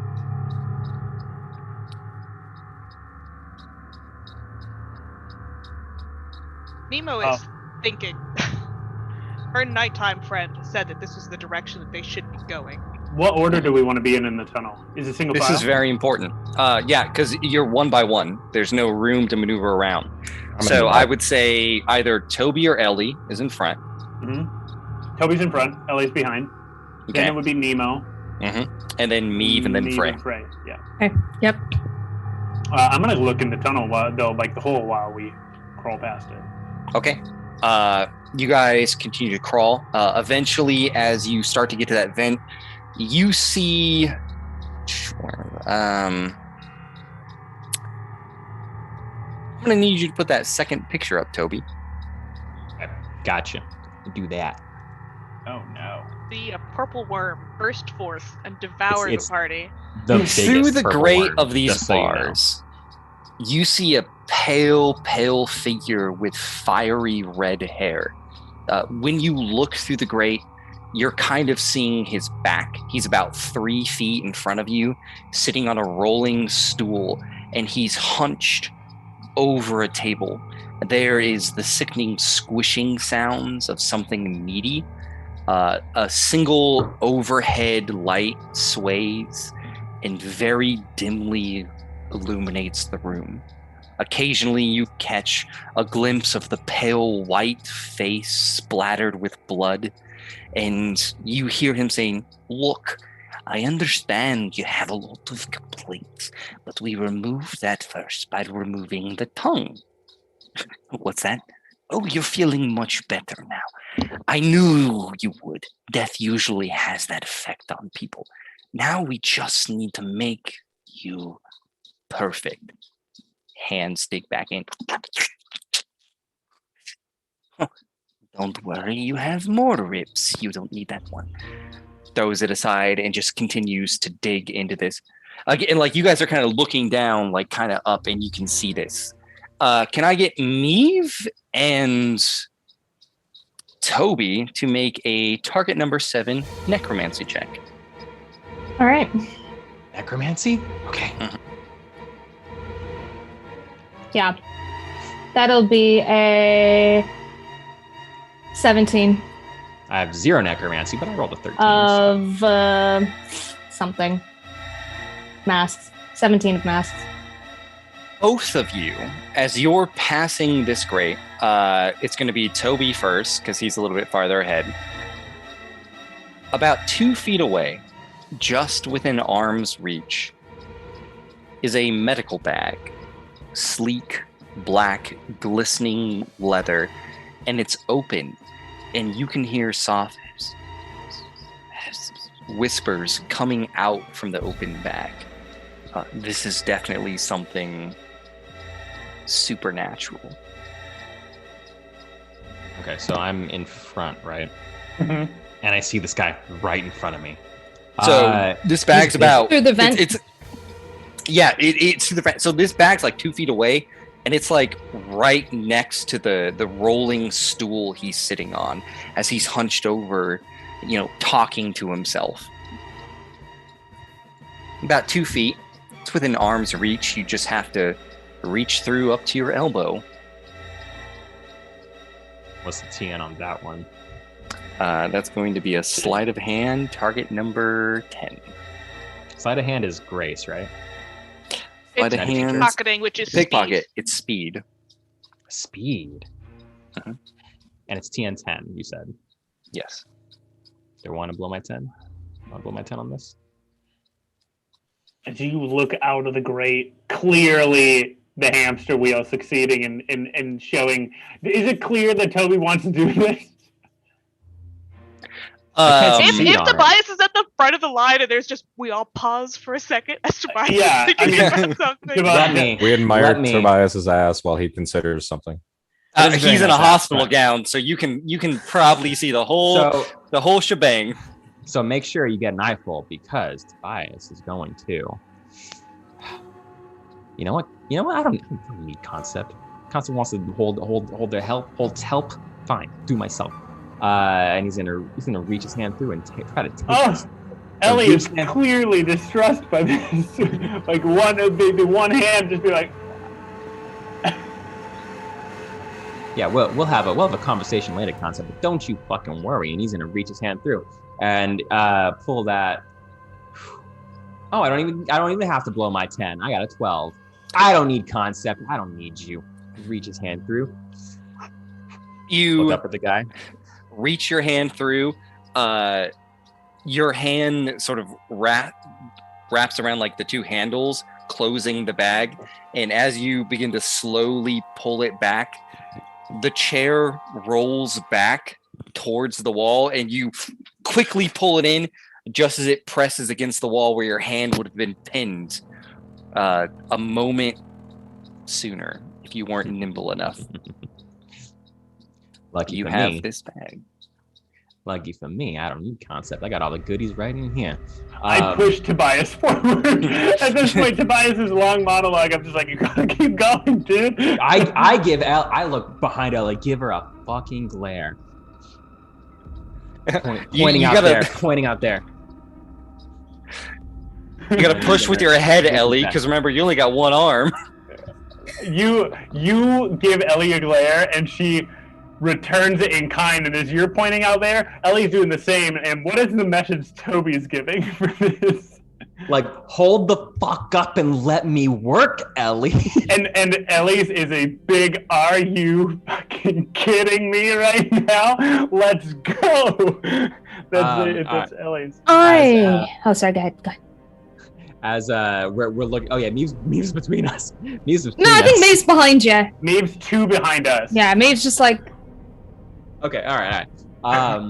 So we got that situated, and then Tobias is gonna like back up a little bit and crawl the other way. So this is the wrong room to be in. This is the right room for treasure, but the wrong room to be in. So we're gonna go that way. As we pass that, great. Did I hear right that this person we saw was working on a patient? Yeah, I mean, you don't have to be next to the grate, so you would have. His words would have drifted in far enough that everyone would have heard it. Okay, that he's working on a patient. Like, thematically, like, from a story perspective, would you say that this patient is really low on wounds, maybe? From the angle that you're at, it's hard to say what condition they're in, because you're down at ankle level, sort of looking up, and this thing's at chest level, and you don't even know what he's working. It might not even be human, for all you know. If it makes a difference, I'm pretty sure Mick Morning said that the patient was dead. Like, just based on what he said. He did. Okay. He said, it does make a little bit of a difference. All right. Yeah, Maeve looks and then and keeps going. It's fine. right, you guys begin to back Neve off. also has to deal with Nemo is directly in front of you. She spent a good half of the time. It's very horror movie where Nemo is just like almost turned all the way around, looking dead-eyed over you over her shoulder, making sure that neither you nor Frey are dead behind her. Ted turns back around. It's just a very creepy turnstile in front of you.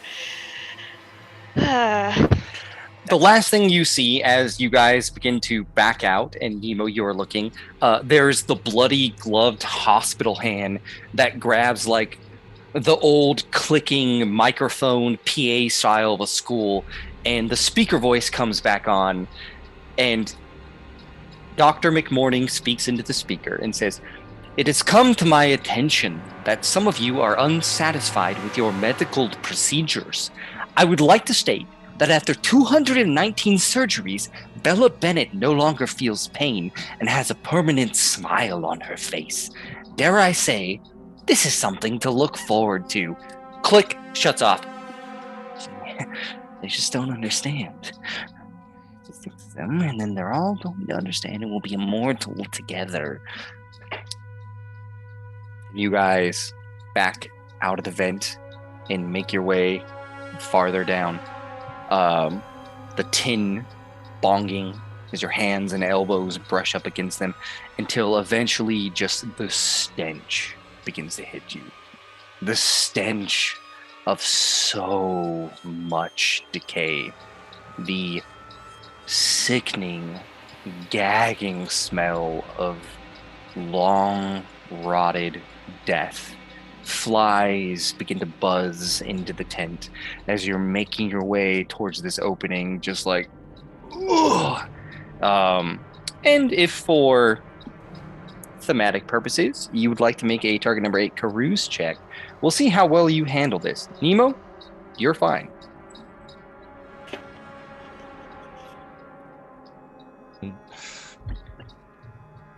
When was the last time we ate?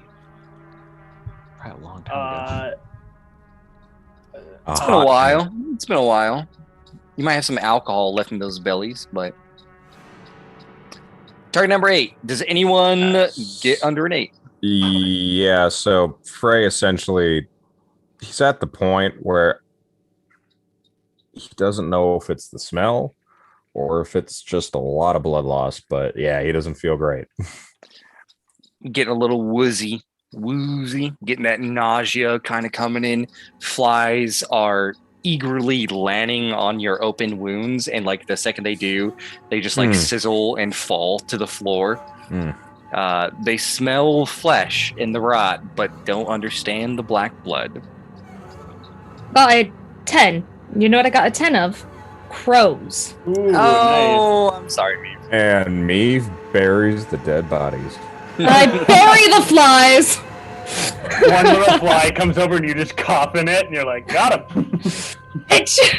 Little mini coffin. Ellie is not doing great and is just sort of coughing and hacking a little bit, trying to be quiet. All right, keep going. Keep going. This is the death that we were supposed to find. Yep. Toby, you're leading the pack. I made my check. I'm already. I had my freak out before. The adrenaline's kicking in now. I'll be fine. You're good, Toby. It's rough to move through because in one hand you have the hospital bag or the doctor's bag. Your other hand, like you have to use your elbow to kind of drag through because anytime you put pressure on it, the pain is just so horrible. You know what I'm gonna do? Tell me what you're gonna do. To the side, point at Ellie. I'm gonna mouth for Meave, point at the bag, and keep going. Oh, okay. So hopefully the message will go down the line, and we will. Right. Yeah, Maeve puts it with the other doctor's bag they're holding in one hand. Ellie is gonna pass the doctor's bag and turn and look at Nemo, who's right behind her, and point at the doctor's bag and go, "Poor sleeve." Oh, kill me. And then point back and then keep going.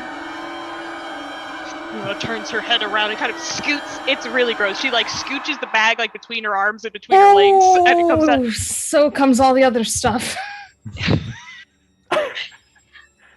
Full scathe, I think. Maeve is just like, fuck's sake, and just picks it up. And everyone before them knows they did a great job. I give Elliot Go a team. celebratory athletic butt slap to keep crawling down the tunnel. Mead, you grab the handle. It's very cold to the touch. Oof. But once he grabbed it, it sort of clasped shut. Don't love that, but I drag it along with the other bag. Because I've still got the bag of meds. Right? just loading up on medical bags. Maeve is just gonna have an armful of medical bags by the end of this and be like, fuck you, fight me! I mean, you have two hands, you know. I can't carry it. So Well, you know, I'll just ask whatever strange, like, Cthulhu-esque creatures in this bag to hold the pills for me. A little tentacle comes out of the bag.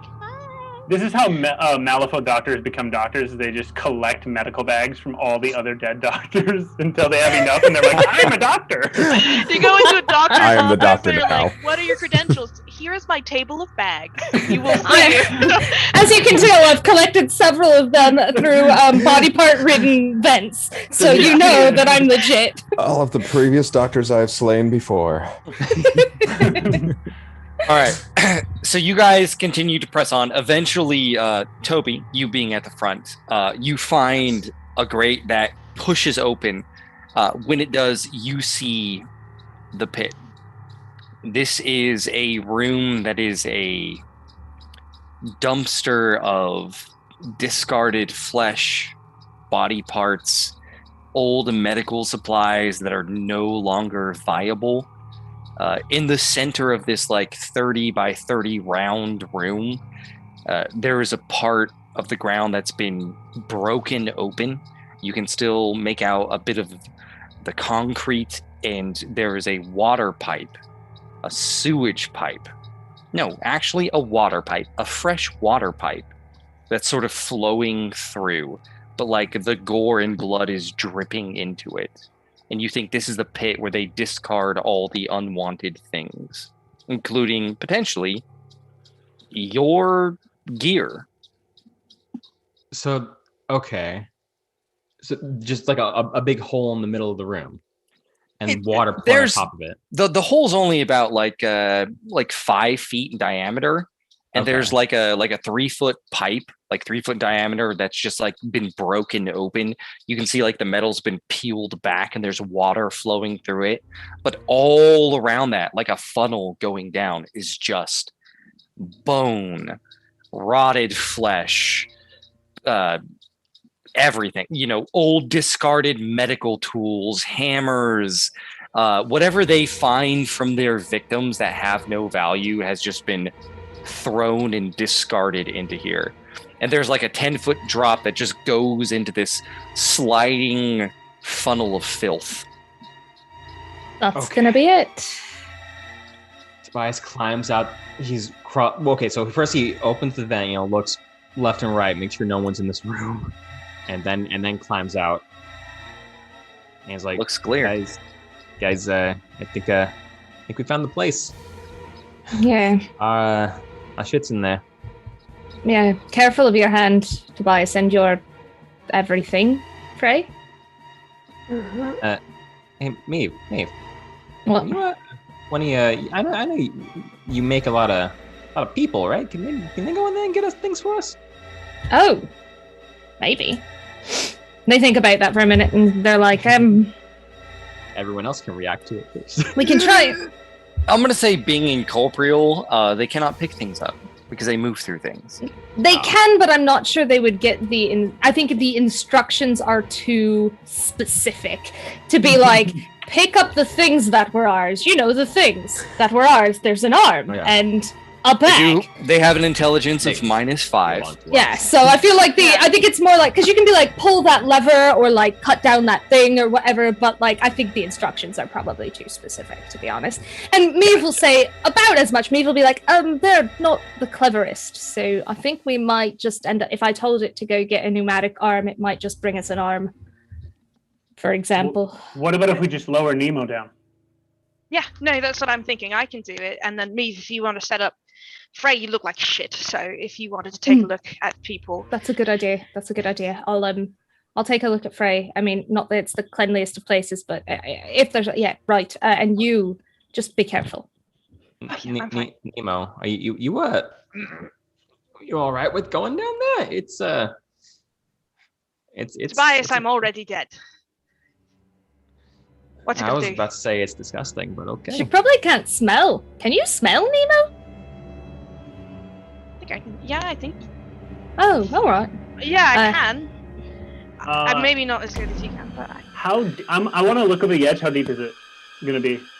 About a 10-foot drop to like the upper area, and then it goes down for about 20 feet. Just a slippery slide. I turn to everybody and go, right, take off your outfits. Give them to me. You all are buck naked under that. I am immediately naked. I would say mine is pretty much shrapnel anyway at this point, so... Even, like, it's shrapnel, and, like, most of you, outside of maybe Toby, because if you remember, you crawled through, like, the gore drain? Yeah. So you're just covered in muck. As Ellie takes off her medical gown, she just goes, we'll tie these together, we'll make a rope, lower Nemo down. Give me your outfits. I'm a professional, says Maeve, with a just done with it face, and just whips off the, here, Huck. Come on, Frey, I've got to look at your wounds. The party all sees each other naked. Tobias, Nemo? All right. And he starts unbuttoning. Just don't, he's shy. Way to make it weird, man. Can everybody turn around? Just Ellie, you can. Well, you can tie me up. That's fine. But if everybody else could just turn around. Frey just puts his head down. He's. Maeve starts to look at Frey, which we can flip for in a minute, but focuses on Frey. I take the rest of the outfits. I tie them into a rope, and then I tie it around Nemo's waist. I definitely need help tying it into a rope, so like somebody else do it for me. And then Maeve will help. The only one that's not almost dying and has two hands. And then go fishing with Nemo. Nemo's got her arms crossed across her chest while you were lowering her down, like in a real weird modesty move. Bloodied, pale. At this point, like your hair's like started to just mat your head from all the gore that it's mopped through. And my hair got cut by the chainsaw as well, and my hair doesn't grow anymore. I gesture to Toby. Get you a nice wig, it'd be fine. I gesture to Toby at some point while lowering Nemo down to be like, get over here, help me out. But my hand is... Give me your other hand. And Nemo says, no, it's okay! I'll just jump. Just go! And you can see that Ellie is having...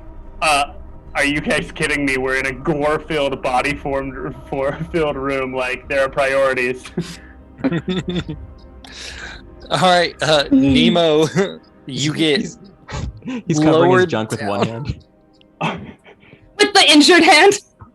Yeah, I guess now. As you two are having this moment, Ellie, not just you can tell, she's going to just say, really? All right. Just give me your good hand. Let's go, both of you. Let's do this. Get our stuff, Nemo. It's a predicament because you're all one by one. So if you look up, right in front of you is the squatted behind of whoever's in front of you. Oh, we got. Just Nemo's going down. Except for Nemo. Nemo, you're lowered down.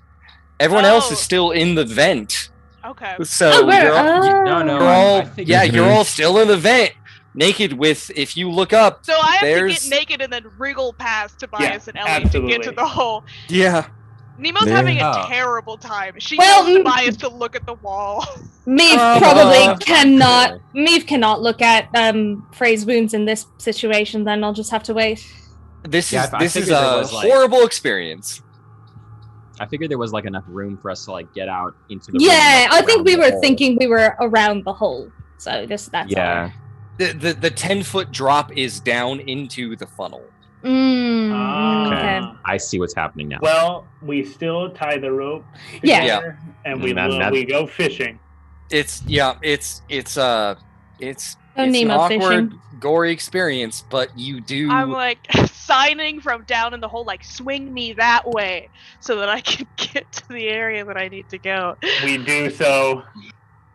Meave mumbles to Frey, I feel like there's someone in the world who'd be into this. Someone's into everything. Poor Just trying to keep Frey conscious. Nemo, eventually you get lowered down onto the rim of the funnel. It is slick. It is just a gory dumpster of so much flesh and blood that has congealed into essentially jello. So immediately it's like the slickest mud, and you're struggling to keep your footing. When you do stand, there's like bone, broken metal, and glass sort of like poking into you as you're just struggling to balance and slide your way farther down to find your items. Arm first. Where's that arm? What kind of check, or can I just find it automatically? Give How me does a it- target number 10 notice check. Okay. Okay. I believe. Let me double check. I believe that is a 10 exact. I believe that is a 10 exactly. Yes, I'm going to yes. Yes, it is. You're looking around, just kind of like trying to find an arm. You don't see any metallic arms, but you see human arms, maggots eating into them. Flies are just like buzzing around this area like an angry beehive. They're landing on your face. Occasionally, the lips of your mouth, your ear, and you're just swatting them away. But you hear, Love me cancerously, like a solar soaked in the sea. High maintenance me You're a to gluttonous, clean, narcissistic, and mean. Okay, I go you towards don't know that Ludo. song. That's from I the go future. towards Ludo.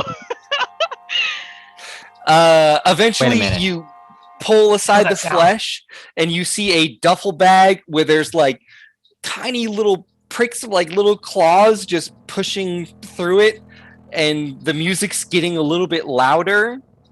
Tobias knows that sound. I unzip it and I say, "Hey, The everybody." radio pops out, Hi. puts its little like spiky feet up, two of them standing on the rest, looks around, looks up at you, Hi. and then it just I- sags. It looks defeated. You've never seen this radio look defeated, but Hey. it looks really defeated. No, buddy, climb up. Stop looking at me. Climb up the rope. He's up there. Tobias sticks his head out the vent. He recognizes the sound of the static. radio. It clings like the static. It's a specific pattern. So he like sticks his head out. It's like, wait a minute, and he sees he sees Nemo open the bag and the radio. He's like, oh my god, buddy, and he sticks his hand out, down his bad hand down, and he's like, oh my god, come here, please. He's excited to see this radio. And can I describe what the radio does? Can I have it climb up my bad hand, up the rope and up my bad hand? He's willing to sacrifice it for the radio to get back on the shoulders. It's not going to make it because the funnel, like an excited puppy, it like kind of goes towards you, but this thing has little spider claws, and this is like flesh mud, and it's just like slipping and like Yes, desperately trying to it get has up. legs, right? I can pick it up and put it on our Yeah, rope. it'll perch on you, and you can bring it to the rope. But like immediately when it sees Toby, it's really excited. It tries to go, but they're thin little spider claws that just sink into the mud, and it's struggling and like rolling around and just getting more gore on it and trying to All get right. back to Toby. All right. Stay on Nemo. Stay on Nemo. You'll be fine. She's coming back. And Oh, it's gonna crawl up Nemo. It's gonna go. Yeah, and you feel the little metal prongs as it eventually perks on your shoulder. It's a little painful when it perches there, but it's up there. I'm facing the other way. Toby, can you Inside the get back in? Oh, all right, fine. Thank you. Inside the Reaches back duffel inside. bag, you find your equipment, and you find My clothes? You find your clothes. You find everything, and you find everything Toby had. Thank God. It's just like a big military duffel bag that you unzip. You're peeling the slush away, pulling it out. It's like stuck in the mud, but you're just digging. Your foot sinks, and eventually you lift it out, and like inside everything. I had my skin at one point. Do I have that? Is that in there? Oh, that wasn't in the duffel bag. The nurse took that because she has a new hand now, a much nicer hand with nicer skin. She has a new hand. Okay. Yeah, Nice. she is. Nice. Have to continue to look fresh. We'll say. Right. Okay, so it has all my stuff. Gotcha. It has my jewelry in it, like expensive things in it. Everything. Okay, awesome. Dr. McMorning has no interest in money. Okay, I'm gonna start looking at other duffel bags then, if it looks like they're keeping our stuff in these bags instead of loose. Okay, you start looking for another duffel bag. Now that you know what you're looking for, give me a target number 8 notice check. Okay.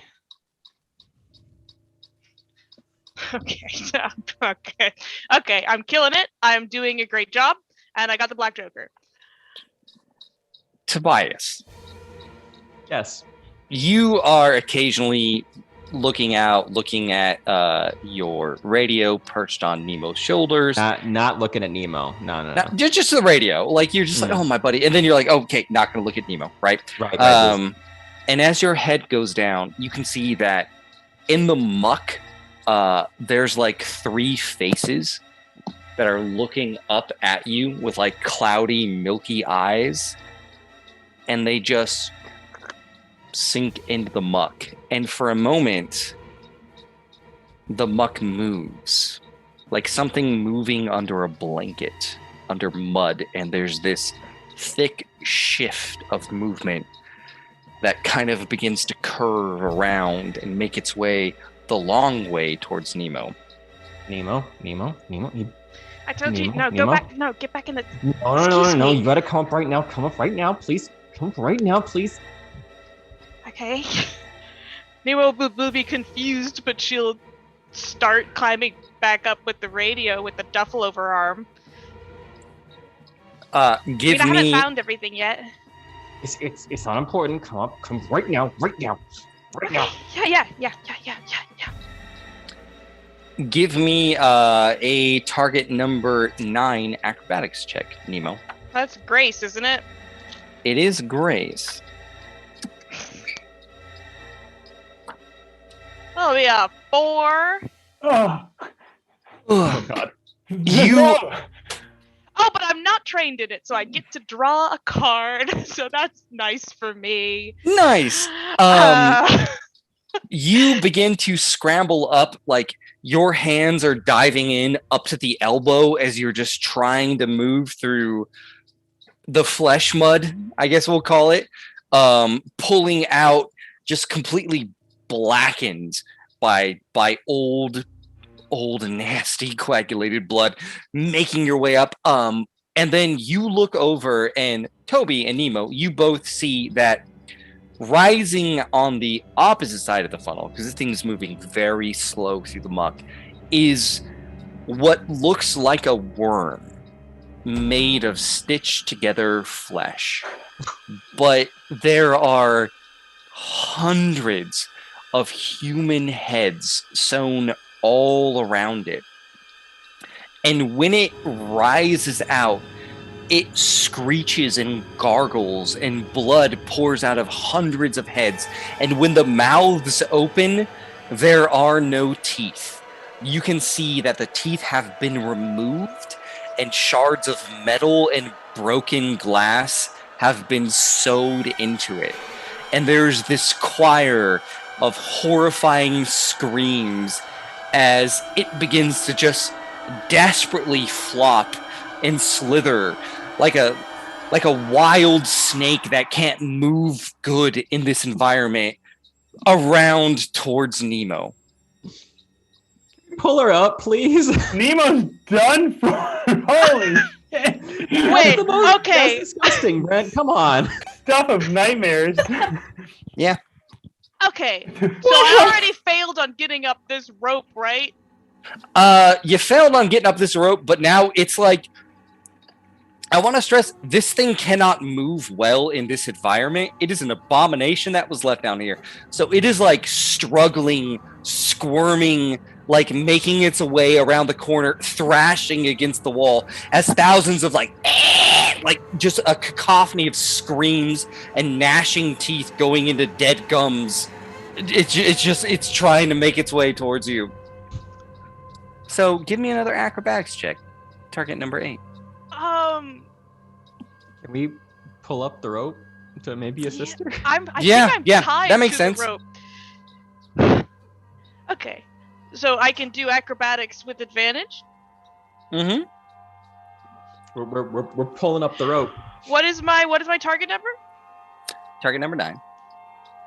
Okay, so I got an 8, but I'm going to cheat it to a 9. Because I don't want to be here. Personally, I don't want to be here.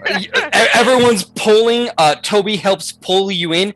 Just as this thing that, like, is thrashing wildly. It doesn't even have a reason with how it moves. It's just twitching and thrashing and turning and spinning, slamming against the walls. There is no mouth to this. There's 1,000 mouths. There is no head.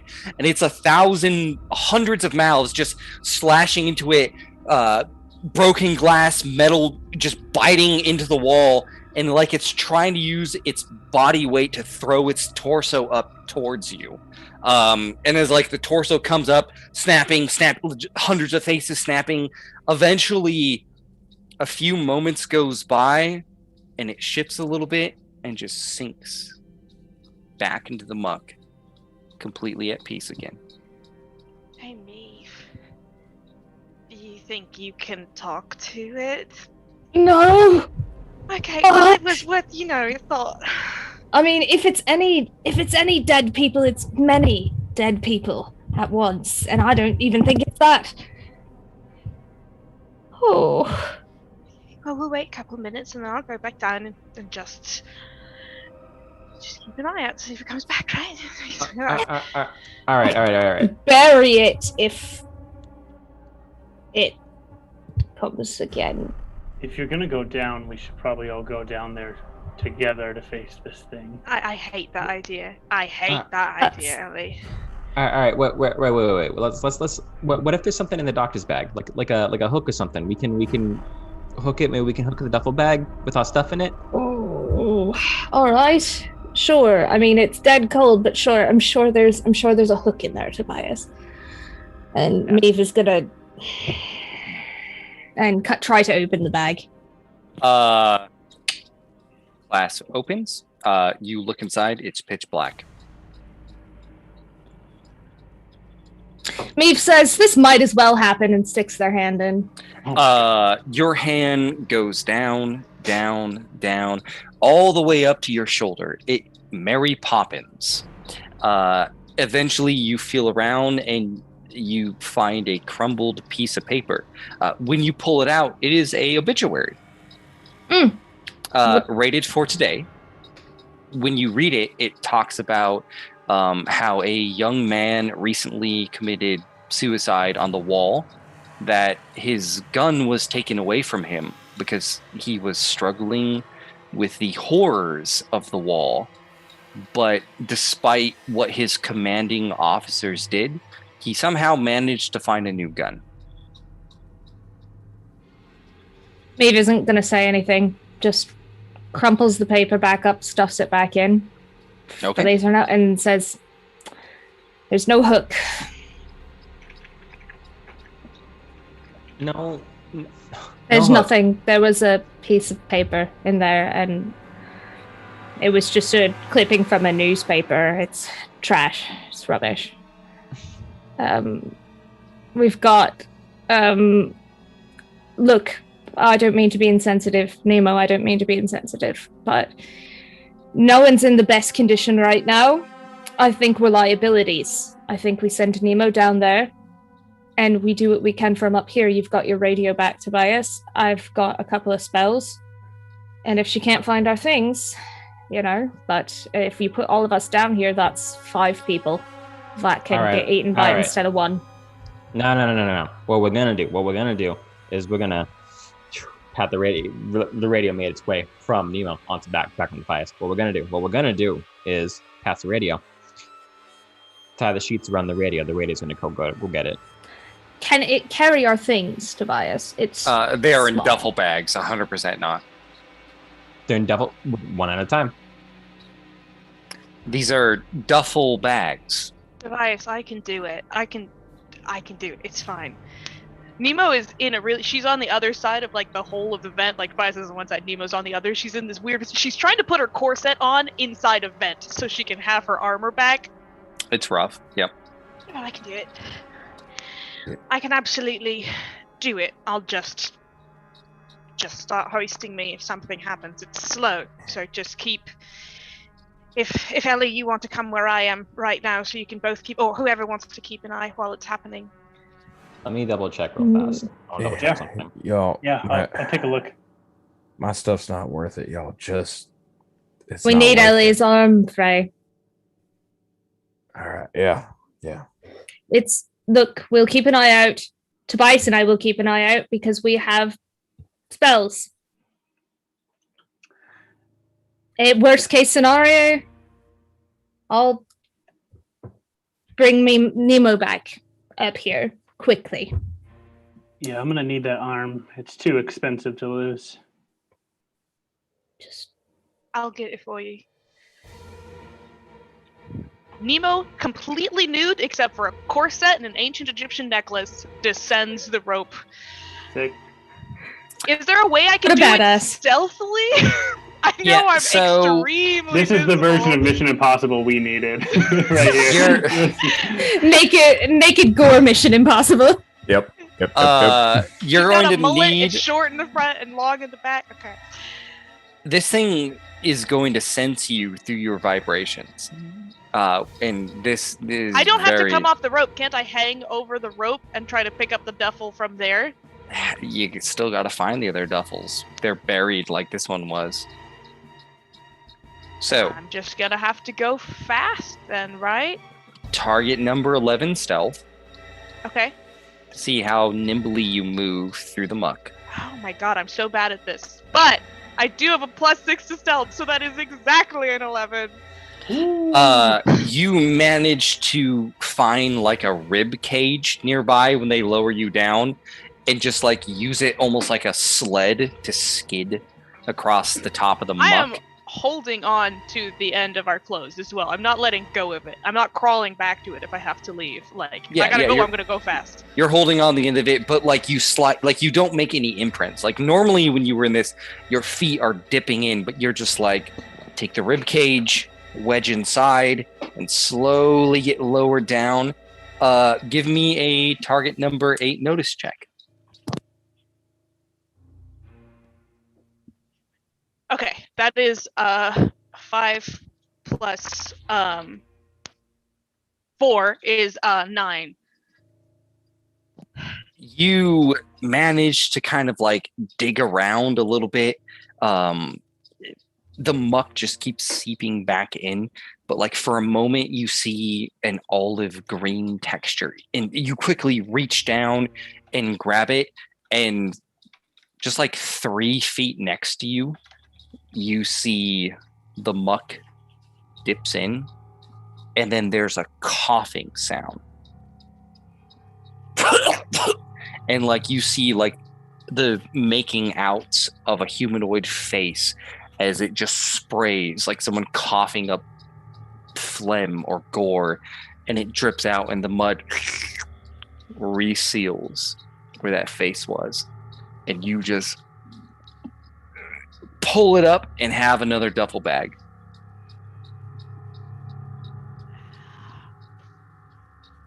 Yeah, I mean, I can take 2 at a time, right? Like, can I check it? What's in there? Do I have a moment to do that? Do I feel safe to just unzip it real quick?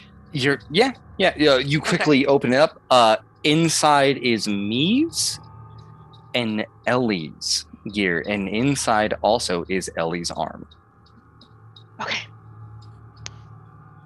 I want to do one more notice check. I'm looking for Frey's stuff. Okay. Who's at the back right now? Frey. Frey, can I get a target number 7 notice check? No. No. Sure This you is getting can. 0 out of 5 stars on Yelp. Pleasant stay of my life. This is the worst. So I got me a red Joker. Yes, Frey. Oh snap! So Frey sees Nick all. Morning has a heart attack. My third eye opens and reveals to me the face of the planet. You hear behind you. I figured it out. You just need a smaller saw. 2 saws! And like you hear like the stomping and clomping behind you, and you look behind you and you see that there was a part of the vent that was not made very well, and it's sagging, and like it's a bit peeled, and there's rocks. And with even in your horrible state, you flip on your back and begin to just kick, and eventually it breaks open like a water balloon, and rubble just fills right in front of you, muffling the sound. And you're like, okay, he's coming. Bought us some time, but he's coming. Yo, we gotta get the hell out of here now. Pull her up. Let's go. Do I have time to do my notice check or no? So here's the thing. You can't go back. That's the only way to go back. You can go forward into the sewer pipe, or fresh water pipe, because that's how Dr. McMorning rolls. You can make another notice check, but you guys, you got 1 or 2 ways to go. You can try to go back and meet Sebastian, or you can try to get out through the water pipe. Yes, we're going. Yeah, we're not meeting Sebastian. Let's go. Right, but is Nemo able to make the notice check? So situationally, we're all still up in the tunnel, but Nemo's down in the pit looking for Frey's stuff, right? Right. So Nemo finds another duffel bag. I'm gonna say, like, as this is going on, you guys manage to like kind of pull her back up the sled. She's essentially made out of a rib cage. She passes up the duffel bag. 1 more stealth check. 1 more notice check. Stealth from Nemo. me? Yeah. Okay. What's my target number? Target number 10.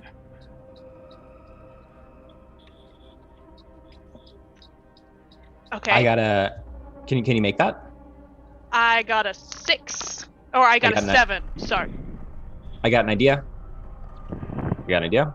I'm gonna send the radio. I'm gonna see if I can send the radio. It's got little spider legs, so it can climb, right?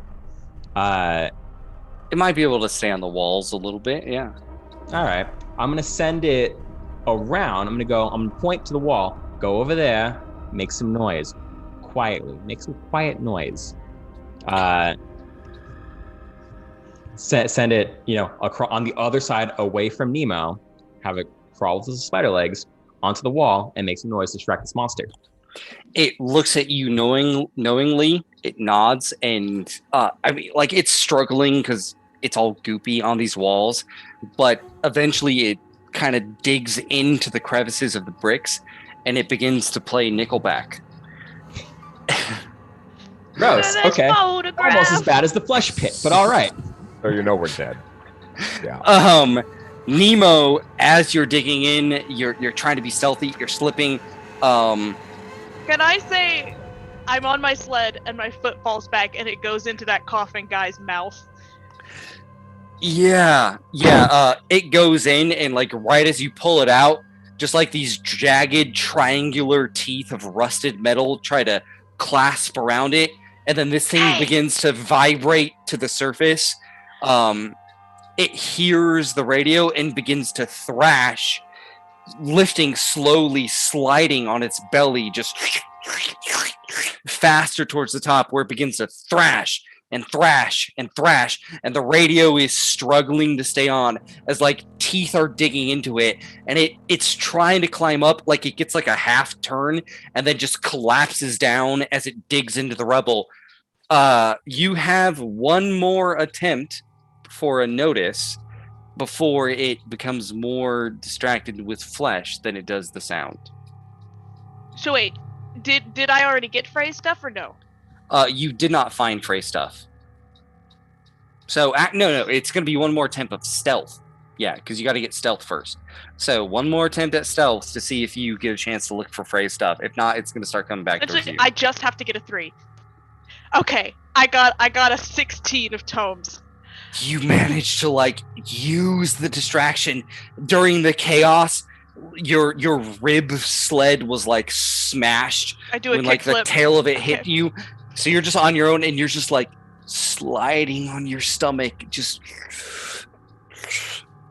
give me a target number 7 notice check. Oh my god, you guys. Okay, I got a 17 notice check. Yes. Can I get anything else with the 17? Do I get anything cool? With the 17, you find the bag, you pull it back, you look at everyone. Frey, right behind you. There's a metal saw that just made it through the rubble, and it's starting to like cut through it, and it's beginning to vibrate. Shit, go! Let's go! We gotta go! Are we jumping in the hole? Is that what we're doing? Yeah, we're going down the sewer. Yeah, we're going into the water. We don't have any other choice. Fresh water this time. I start shoving people. You phrase the I start absolutely shoving everybody. We are domino falling in this sucker. We're all in.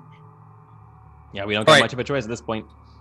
You guys make your way down. You begin to like kind of slide down towards the pipe. It's a small pipe. It's like 3 foot wide, and you start to just like dive in one by one, carrying duffel bags, crawling through. Eventually, the radio skitters off and comes towards you, Toby, and this thing begins to come up behind you guys and try to fit into the pipe, but it's just so bulbous. The heads, the disfigured jaws get caught on the edge, and you just see like the clenching of many, many mouths, many, many heads snapping at your ankles as you make your way out, continue to follow your way down this pipe. The water completely cut off from the worm, we'll say, which is now clogging the pipe. And eventually you come out to like a little drop that goes into the fresh water system of Malifaux and splash in a sigh of relief. Everybody naked. We're so naked. Covered in gore. I'm wearing a corset. Many open wounds, gore getting in all said wounds. Very not pleased. So we're in the water system of Malifaux. You're in a lake. You're in like a river, like a clean river going into Malifaux. Oh God! Thank God it's clean. Frey is leaking his poison blood into the municipal water supply. No, this is why they have fences up at the watersheds. Hey, no. Go ahead. Vice is gonna find any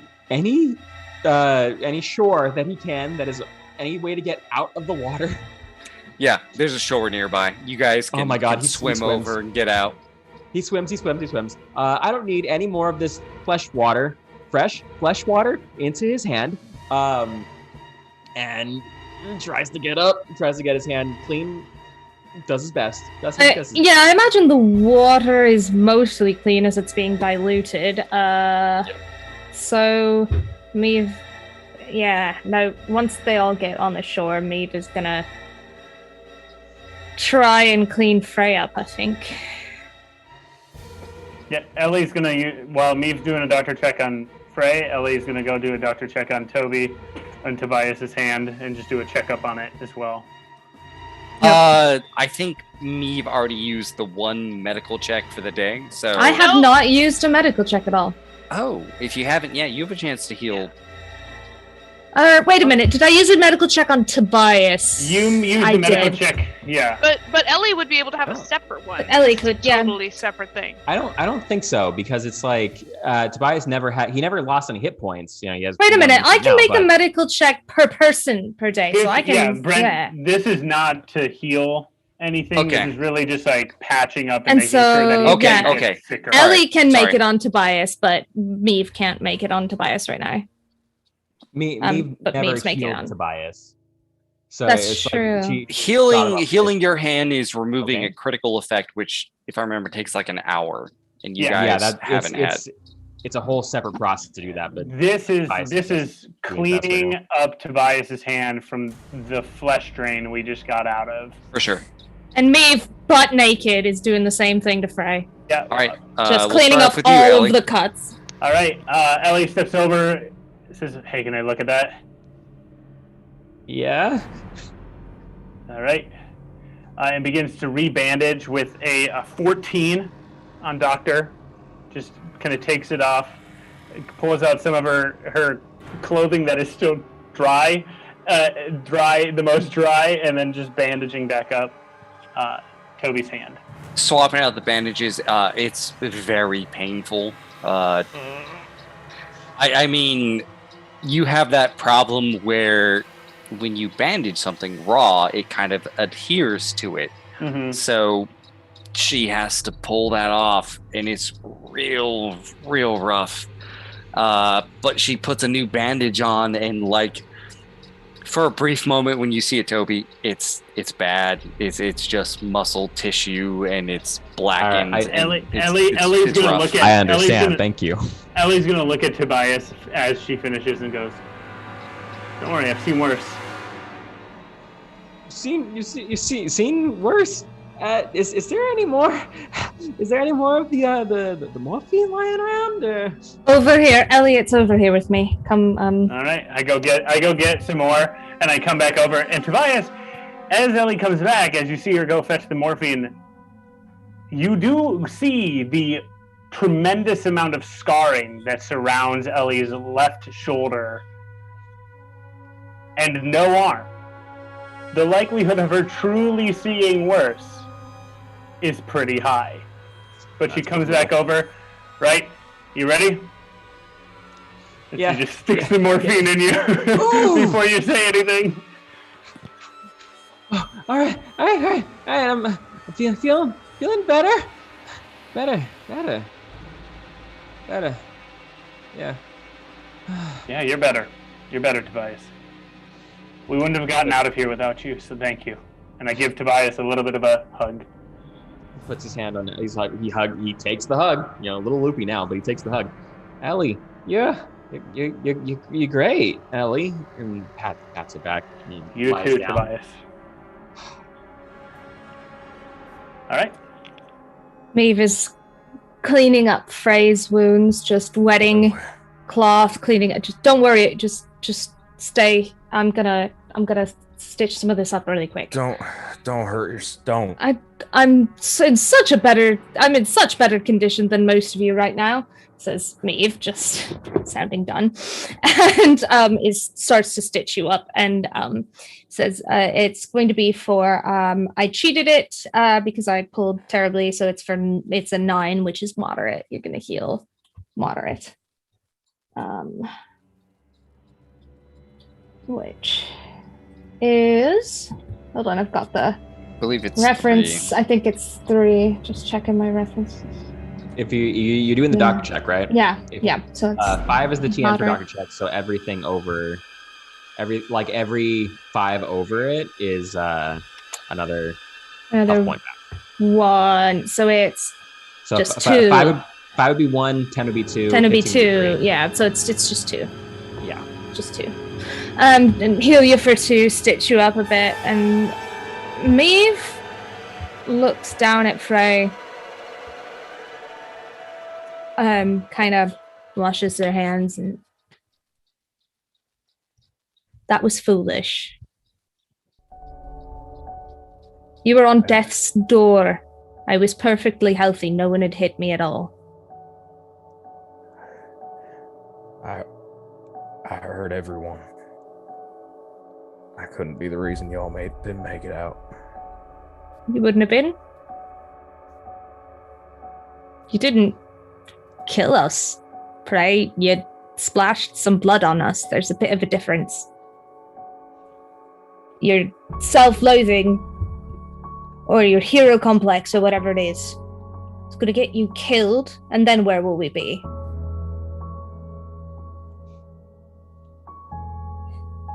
You know, that guy, he seemed to recover from whatever the hell I was doing to him. Maybe he's like me. The things... No. I don't think he's an Nephilim, first off. The things there are medical experiments, Frey. Maybe he's got something in him like what you've got. Maybe the doctor put something in him. It doesn't make him like you. Also, half his brain's been removed. Stop feeling sorry for yourself.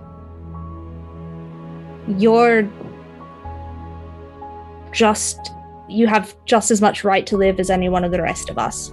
Sacrificing yourself now just puts us one member of our group down. It doesn't do anyone any good. Right. You're right. And I would have missed you.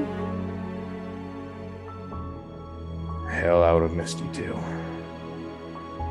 I just don't want to hurt y'all anymore. I don't want to be the reason. I don't think any of us wants to hurt each other, but sometimes you accidentally hurt the people you love. Fair point. Come on. It's no good of us all sitting around here. We've got to get our things and find a new place to stay. They'll know to come back to the gallows for us. Right. Let's get the hell out of here. You guys crawl out of the muck of the river. You hit the sandy shores carrying duffel bags, naked, the flesh and gore washing off you, having gone through hell. And as much as you've gone through, now you have to decide, what are you going to do next? And that's where we're going to end it.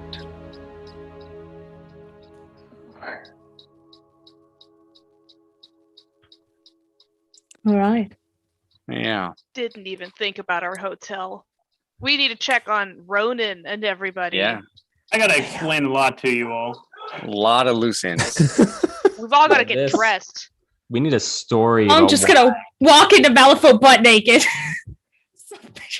We'll just go to the Star Theater and say, hello! House us! We're new! The showgirls will love us, I'm sure.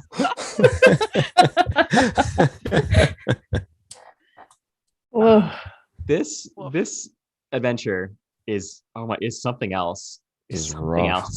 Wow. Welcome, real horror. It's horrific.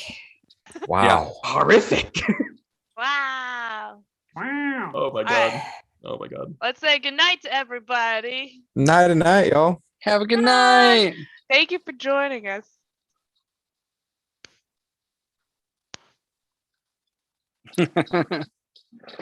Flesh worms. Yeah, I feel like we emotionally will never possibly never recover from this. For sure, some of our new traumatized characters. Go ahead. I feel like Fate's End makes you feel sad about your relationship with your parents, and Twisted Veil makes you worry about what's in your water supply. And that's the distinction between polio in the sewers, rampant polio in the sewers, worm heads in leaking into the water. I mean, you wish it was polio. Yeah, thank God for polio at that point. Thank God it's polio. Ellie hated the sewers. and this is where Ellie goes, and this is why the ocean's terrifying. Things like this. Hey, yeah. So let's get everybody out of here so we can all do our best to recover before we all go to sleep. So, shout out to everyone who has joined us. So we want to thank all of you for following our wonderful little Twitch channel here at Ink and Lyre. Let's see. So we got Bionic Wolf with the sub, Irish Lad 51051 with the sub as well, and Mr. Zealous with the sub.